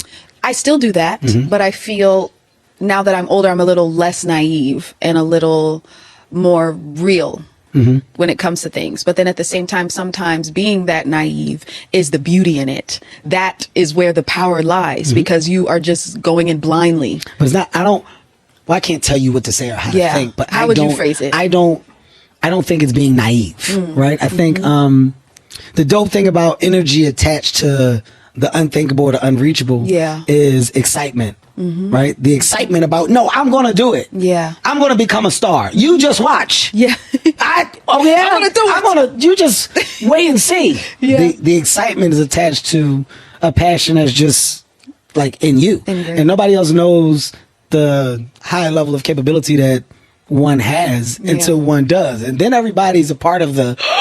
So true. But that road and that first step, everybody doesn't have the understanding of how it happens. And it happens because of the thing that you just referred to as naive. I don't think it's naive. I think it's beautiful ignorance. Yes. Beautiful ignorance as I don't know how to get there, but I know that I want to get there. And I'm just going to walk this way. Yeah. And when you walk that way, you end up at a street and you're like, I'm going to make a left and I'm going to make a right. See where it takes and I'm just me. going to do it. And then you somehow end up in Los Angeles or Hollywood or fucking, the world of opportunity. But it happens with the first step. So when you're talking about older Chloe now, you're saying you just wish you were still that thing or had that thing. I think now you're just like, I've done some stuff. I've done a lot of stuff. Yeah. So it's have more a bit about more experience. Yeah, it's more about the choices that you're making. Like, Exactly. I don't like the word naive. Naive makes it seem like you didn't know what you were fucking doing when in actuality you did. I think I hear it like in a more positive way, like rose-colored glasses. I don't think it's ever bad to have them on. And sometimes you take them off to take a little peek, like, okay, and then you put them right back on, I wear glasses due to the fact that I have long nights. And I don't want people seeing my eyes at times. Like if people can see my eyes, they're a sign of very, very long nights. And I don't want them to think or assume. So I like why you just referred to rose-colored glasses, but I felt that I should just make you aware. Yes. Mines are on for a different purpose. I love it. Okay. All right. Regardless, they look dope. Okay. Yeah. Well, I don't want to fast forward too much, but I got to go to the next step in our conversation. And that step is more opportunity, right? Some would say, man, success in singing. I'm so happy. Me and my sister, a journey of, look at us. Wow, we're doing it. Yeah. But that wasn't enough. Somehow you stumbled into the place of acting. And, where did that want come from? Like, why that door on top of the singing? Yeah. So the crazy thing is, my very first acting gig, I was 3.5. I auditioned for Fighting Temptations and I played younger Lily, which was Beyonce's character. So then I started doing Tyler Perry stuff with Meet the Browns. I played Angela Bassett's daughter. Hallie did stuff on House of Pain. So like we started doing like our little acting in the Atlanta scene. And then that's when music took over. Okay. And as how we dove back into it was through Grownish. And then I was like, I kind of miss this feeling. And as I have gotten older, I have found a deeper appreciation for acting because singing and acting both fuel my spirit in different ways. With music and performing, you rehearse for hours and hours and hours. You perfect it to a T, to hit that note right, to sing it perfect, get that riff, get the dance steps right, have the great outfit that accentuates your curves, nothing's out of place, hair and makeup, boom, boom. Acting, because we are a reflection of an actual real life authentic human being, the beauty lies within the flaws and the rawness of it. And you don't have to be perfect. It actually makes it more beautiful by imperfect. Exactly. And that's why I fell in love with acting so much the way that I do, because it's just you're comfortable being and it's still accepted. Very well spoken as well. Like in how you express your thoughts. It's like a layer of depth attached to what you visualize and what you're saying. What the fuck is that? Like, where is that? What do you mean? What is that? Is that like because of the art? Is that because of like what you've been in, like what you've been introduced to since 3 years old, like from the variety of arts, from acting or music or whatever. It's like it seems as if there's another layer of something, and I don't know how to really put my finger on it, but it's something else. Like you're like, yeah, but my thought, and I visualize, and I think these things, and I Really? like, yeah, That's how I come. Oh, but no, but it's a good thing. It's not Okay, a bad well, thing. that's cool. But is it are you well read? Is it the writing of music, of songs? Yeah. Is it like poetry? What is it? What's the thing that gets that thing to do that thing? What is that? So growing up, I absolutely loved science and math and technology. And when I was like in 5th grade, I was like, I'm going to be a quantum physicist. That's what I'm going to do. So I have always just been intrigued by knowledge and information. Okay. And I'm such a nerd, like internally. Not when I'm dressed up. I don't seem like it, but I really am. And for me, I just like to be challenged. I like for my mind to be challenged. I like to debate and lose so that I can learn. I always go back and forth with my god brother. He's really smart. So it's really nice just retaining information in that way. And also the layer is also through songwriting and music and production and engineering. Like I produce and engineer and stuff like that. So I think that's where the analytical side gets mixed with the creative side. I like that. By the way, what a great answer. And for the listeners, it's like I told you at the top of it, like what the purpose and the value of these conversations is. It's walking away with a piece of information that you didn't have coming into it and learning more about the person that you thought you may have known that you don't know. Yeah. So as you talk about like, okay, I like the challenge. I like to learn. I want information. I'm intrigued by it. Not necessarily just because of the nerd, as you called it, but just like it's forever evolving. Like I'm not on a higher side of like quantum physics or anything like that. Like I don't want to give you the presentation like I would do that in any shape way. No shot. Like I went to community college for 2 weeks. That's not who I am. But your brilliance is in different thinker. ways. Yeah, I'm a thinker, and without thinking, I feel like shit gets boring very fast. So you have the a different outlet for it. Yeah. So it's just as special and just as important. You know, none of us are ever meant or born to be the same. So your outlet is this entertainment, you know? Yeah. And to inspire people and bring love and things like that. So that's your purpose. I like that. I like your fucking assessment. That's really good. As we talk about, you know, the road of success from young you to, you know, you now, I feel like, you know, our choices of what we want to do and the things that we want to get to, they start to change. They start to mold into different shapes, into different reasons, rhymes, etc. At this point for you, what is left? Like what's left that you feel like I have to do? And these stages of my career, the opportunities that I want that are best define me in this moment are what for you? Okay, so I can give you 2 different answers. You can give me as many as you want. Okay. The external success-driven side, what I want to have an EGOT one day. Dope. You know, Emmy, Grammy, Oscar, Tony. That's what I want. And I have 2 People's Choice Awards and 3 Kids' Choice Awards. and that is fantastic. I just want to let you know. And that is fantastic. That's BET great. Awards. No, and I have it's fantastic. a Spike Award as well. So I just want to let you know. Emmy's coming. I'm saying like Emmy I just is want to let coming. you know. Speak it out. I'm doing Emmy some is shit. coming. Emmy is coming. But I don't want you to look past Emmy what I is just coming. said. I'm not looking past it. Okay, I have a key yacht. I like Kids, I love it. Choice. Kids' choice. Okay. I love that for you though. So okay? that whatever is involved in that dream, that's what I want. Okay. And in terms of internal, I just want complete peace and true joy. And what that looks like for me is life is never meant to be perfect. We can't have the ups without the downs. And sadly, I've come to that realization. But I just want my outlook and how I digest it to come from a full state of peace so that it never rattles me too bad to the core. When you say that, are you speaking from a place where you feel like it has been? Yes. And with that being said, did the has been put you in a position where you almost are like, no more? Like the business or the thing, whatever that was, whatever the thing was that rattled you, did it get you to that point? Yes. Why? Why do you feel like it got you there? I feel it's always about our outlook on things, and we will always fall and we continue to get back up. And then it's like, but each time you fall and have to stand back up, it is a little harder. That's what they don't tell you. But it doesn't mean you can't stand back up on your two limbs. So I'm gonna tell you something that's dope that like a lot of people don't share. The percentage of people that get back up after a fall is very small. It's very, very small. Because some people fall and they go, I'm just going to lay here because falling hurts, right? Yeah.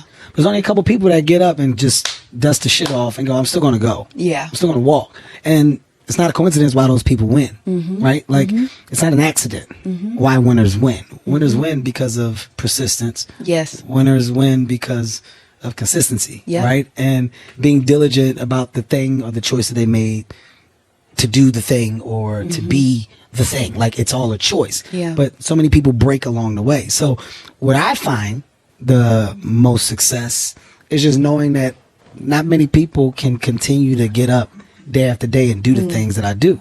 So that's why I'm able to do it and shine in the lows. Yeah. If you embrace the lows and you clap when you're in the low. All right. Okay, you son of a bitch. This is where I'm at. Okay. All right. It's a bigger Yeah. reward getting out of it. That's So- empowering within itself. Absolutely. So when you say find joy and, have absolute peace, my now question to you is that like, is that a self decision? Like, do you feel like in self, you can just go, you know what, today's the day where peace is my new. Like the search for it or the discovery of it, that can take forever. It's you accepting whatever your version of that is when you choose to accept it.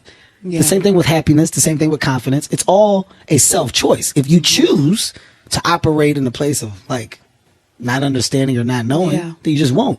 So for you, when you say, I want that, what do you feel like has to happen for you to get that? And why is that not now? Well, it is now. It's new, but it is now. And it is a state of mind, as well as setting boundaries and as well as changing your circumstances. I think it's always easier said than done. And I think the beauty in being honest in the difficulty of it makes it that much rewarding, like you said. And for me, I found my sanctuary in St. Lucia. And I first went there, last year for Carnival. And I'm such a water baby. It's probably the cancer thing. Kansas, for sure. And it was just like everyone there, like, of course they'll recognize you, but they see you for you. You feel like an actual human being, and your self-worth is not based on what you do for a living. And that is where I got the first taste of peace and complete happiness. And it's like, wait a second.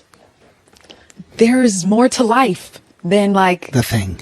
yes. Yeah. And it's so easy to get caught up in this thing and in this life, and it's really cool. And don't get me wrong, like, I want people to like my outfit. I want people to like what I do and my music and how I did in this role. I want that, but it's not as filling as you think before you have it. So then when you get it, you're like, okay, well, I need something more. I still got to get this. I got to get this. I got to get that. And it's like you're chasing a high that you'll never get. So I am realizing slowly, but it is slowly now, I am realizing that that is where my peace comes from, not attached to this life. This is Gold Mines, hosted by Kevin Hart. Now more from Kevin Hart on Gold Mines. It's so dope to hear you say the things that you're saying at the space and age that you are. Like, I'm getting older. I'm fucking 45. I've been doing it a long fucking time. And, the choice I made years ago, this is me giving you some valuable information for you. I don't read reviews. I don't read in any form of information attached to my material or my things that I do that comes out after. Hand on a Bible to God, I have not read any of it in the past 12 years. I believe you. 12 to 13 years. Okay, right? question. What about Twitter or Instagram? I don't read any of it. That's so healthy. But I'm going to tell you why. Okay. This is going to fuck you up. Okay. My why. Okay. For example, Fight Night's out today. Woo! And Will called me and Will's like, yo, the reviews are crazy. I was like, good.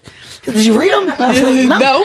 He's like, yo, I'm going to send them to you. I said, you don't have to. I'm not going to read it because I don't get caught up in the good or the bad version of it. Because what I get caught up in is having an idea and telling myself that I'm going to do the idea, collaborating with people to do it, finishing it, and then seeing the idea on the big screen or on the small screen or in the script form. Yeah. And I go, man, good for me. I put my mind on something and I finished it. So I'm happy with the fact that I can do the things that I say I'm going to do. Other people's opinion of what that thing is does not affect my joy about my goal of completing. You see what I'm saying? I honestly, that's a word. So when you say like, you know, my outfit or my things or this and that, once you grab, and this is not an easy thing for most, and I understand that, but once you grab the highest level of not giving a fuck, life is so much better about everything. Yeah. Because it doesn't matter. And what you feel about what I'm doing should never affect what the fuck I'm doing. It's what I feel. And if and when I feel bothered or I feel like I'm not doing it well or at the highest level, then that means I have a conversation with myself because I don't like what I'm doing. Yeah. That's where the only problem should come from. So that joy that you're speaking of, that peace that you're talking about, I'm telling you right now, it comes so much faster when you and your sister just go, hey man, that's dope as shit that we do what we love to do. Yeah. That's the joy. Yeah. You do what you love to do, and it's at your choice. Yeah. I do this at my fucking my leisure. I don't get told to do. I like the fact that I do it. I get to talk to you. I want to do it. Some people may like the conversation. Some people may not. I'll never know because I'm never looking for their fucking input. That's the difference. Love that. Yeah. Don't look for the energy that has nothing to do with your service, buddy. Fucking stand in your goddamn energy yourself. It's so much better here. So much better. I haven't been funny for years, according to some people. I've been the fucking worst comic for years. I've been a goddamn short level of success for years. Imagine if I fed into any of the energy. What would happen? Would you be right now? Where would I be? Yeah. If I felt like, man, you know what they're saying. You know, you heard what they said, don't you? So I got to figure that. Never. I wish I fucking would. I wish I would. And conversations happen for a reason. I feel like in this moment of you not knowing where the conversation would go, which is why I don't tell people shit or talk to them because I just want to see where it fucking takes us. Yeah. In this moment, you just got a great piece of information attached to the thing that you're talking about the most, which is your piece. That's how you fucking get there. You get there by just understanding how dope you are, where you are, and like you're responsible for it. Yeah. So take another level of responsibility. And that's where you get your fucking piece from. I love it. All right? All right. Okay. That's my one piece of information. I'm receiving it. Take that. I'm receiving it and I'm putting it right here. Okay. I got more questions. This one now goes into a segue of what we're talking about. St. Lucia, you found it. Oh my God, I love the energy here. I love the people. Water, baby. I'm around water. So great. So dope. Outside of the business, outside of acting, outside of music, there has to be another service that fulfills you. So is it travel? Is it family? Is it quiet time? What else is it that you love to do that basically puts you in a happy space and place? Outside of the business, if you had to shut the business off, what is it that you love to do? I am a huge family girl. Okay. Like anytime I go home, I rarely sleep at my apartment. I go straight to my godmom's house and I'm with my godbrother, and then I'll see my sister and Halo and my little brother. And how big is the family? How many siblings? What do you? I have 5 siblings in total. Okay. One's my godbrother. What just happened? Well, no, one's my godbrother. He's not my blood brother, but so I tell people I have 2 brothers. What you just did. No, You forgot him. No, I did not. I'm gonna edit it out just in case he hears it. No, he's gonna know. Okay, go ahead. Go ahead. And that's what, knowing that I have people who love me unconditionally, that's what brings me joy and complete peace. Love that. Yeah. Love that. And what else brings me joy? Food. Okay. I'm a foodie down. Okay. What else? And boxing as well. What?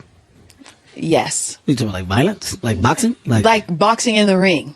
That makes me happy because, so the thing is that I'm not a violent person. I don't know. Okay. And I'm human, so I will have pent up emotions that I did not release. You want to get it out. So when it's me and my trainer and he has his hands like this, yes, I do imagine certain faces there. Okay. Yeah. And by the end of the session, You're fine. I'm great. You're good. Okay. Boxing is a hobby, but you're not trying to kill anybody or do anything crazy. No. It's just aggression. I'm a lover, not a fighter. I like it. You're just getting some But I aggression. can fight. Okay. Just for whoever's listening, don't get it fucked up. Like, I'm not afraid to show you that I can fight. I got it. I love it. You talk about family, brothers, sisters, siblings. The level of excitement for family towards you and just where you are. Although the world of opinion and the world of thought attached to that stuff outside, it doesn't matter. When you talk about family and you embrace it at the level you have, how much have they helped embrace and support you through those times? And what roles do they play? Like, how active are they in your space and in your life? Insanely active. Okay.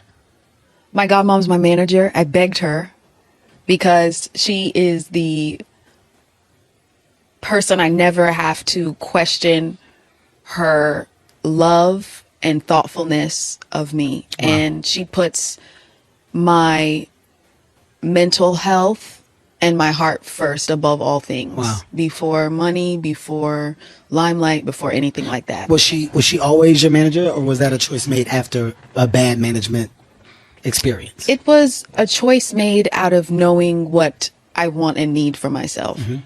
And like, she was like, no. She kept throwing it off like, no. Because, she has a life of her own. She doesn't need to manage me. And when she finally said yes, there's nothing like knowing someone will always have your back, even when you forget to look over your shoulder. So that is a liberating feeling. And, she gave me the courage to keep going. Wow. When, that moment you said, was there a moment where you just wanted to say no? Yeah. Like, that's it. And she brought me out of that moment. How long do you feel you were in it? A year. Really? Okay.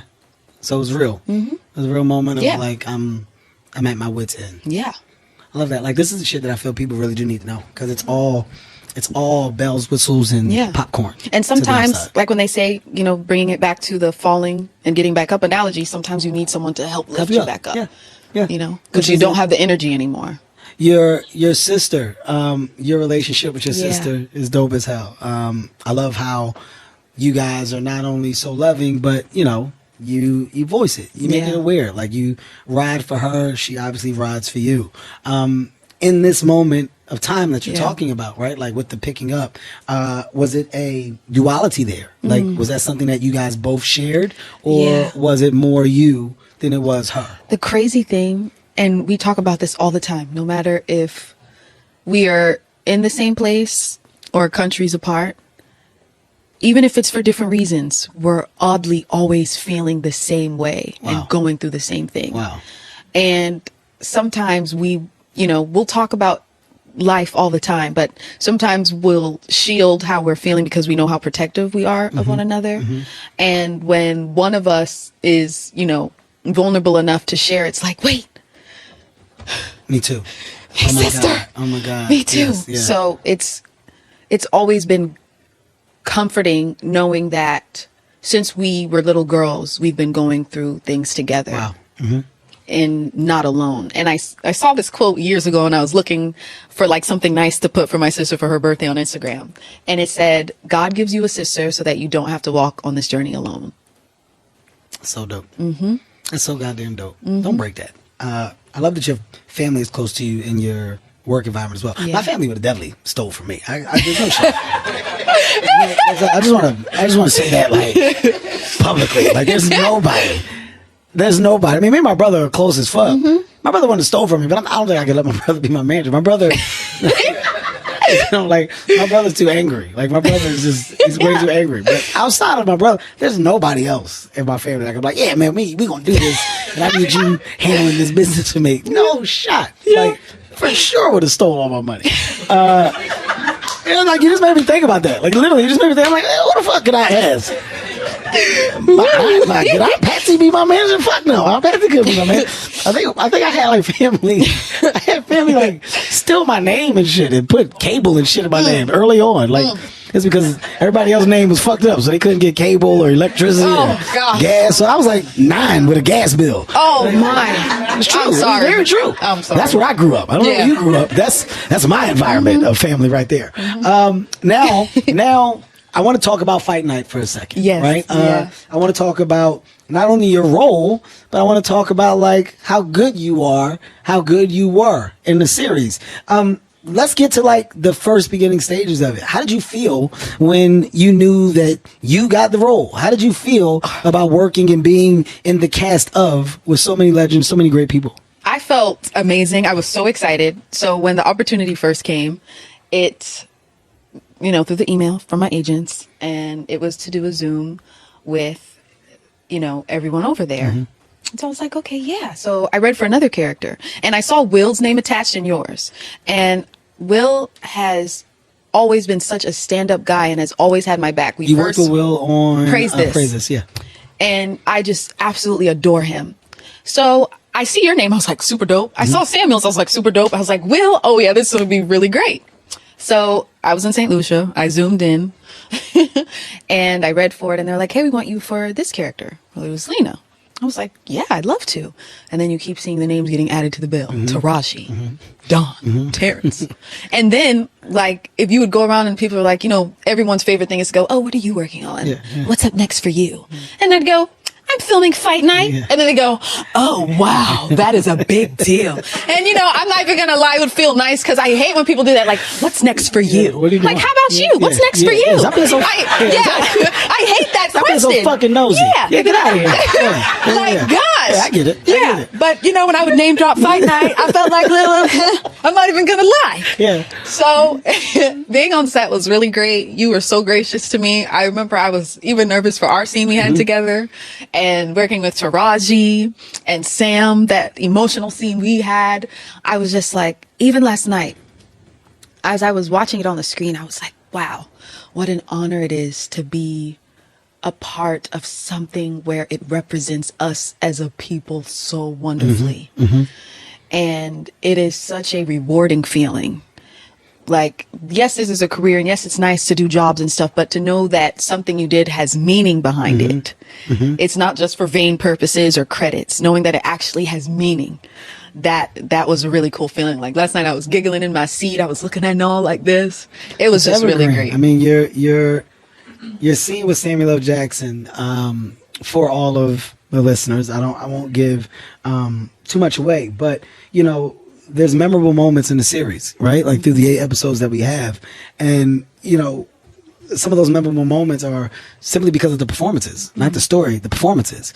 And the performance with you and Sam in that scene at that moment, like that's vintage Samuel L. Jackson. That's like a anklet of Pulp Fiction. Yeah. Samuel L. Jackson. And I remember when we were looking at the dailies and I was like, oh my God, like this is it. Like we got it.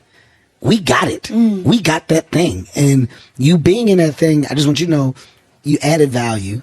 And of course the performance, it just elevated it. So we are a team, and a team that's aligned.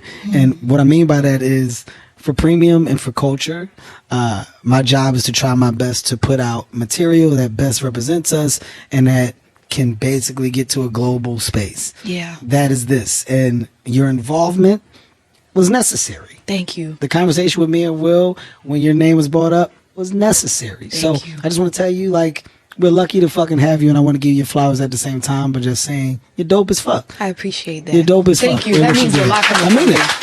I mean it. Thank you. Look, guys, I don't like for these conversations to end. I could go all day because it's just dope as fuck to have this amount of discovery come from just authentic transactions, dialogue, right? Yeah. But unfortunately, they do have to end. And what I All good want you things guys, must end. what I want you guys to do is do yourself a service, man. Make it your business to go on Peacock. Make it your business to see what all the hype is about in Fight Night. An amazing cast: Samuel L. Jackson, Don Cheadle, Terrence Howard, Taraji, Chloe, Lori, Melvin Gray. I go down. We got a fucking slew of people. Directed by a slew of amazing, talented directors, and more importantly, it highlights a true story. The story of the progression of Atlanta is a story that had to be told, and it came from a hustler who saw the vision of what Atlanta could be before anybody else.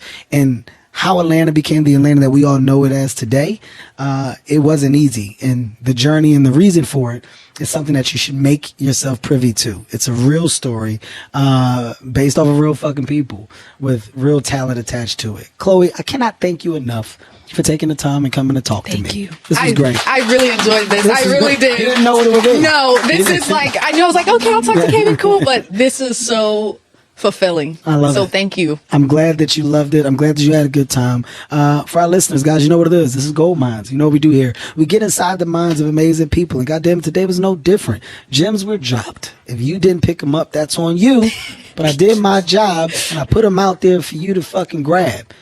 Do yourself a favor. Educate yourself on Chloe Moore. From her talent, her music, her acting. She's not going anywhere. And the joy that she's looking for, we're going to just make her understand that she already has it. Thank you. Amen. I appreciate you. Thank Let's go you. now. Thank you, guys. Gold Minds with Kevin Hart is a Sirius XM and Laugh Out Loud radio production and executive produced by Kevin Hart, Mike Stein, Brian Smiley, Eric Eddings, and Eric Weil. Produced by Danny Sellers and Leslie Guam. Engineered by Danny Sellers.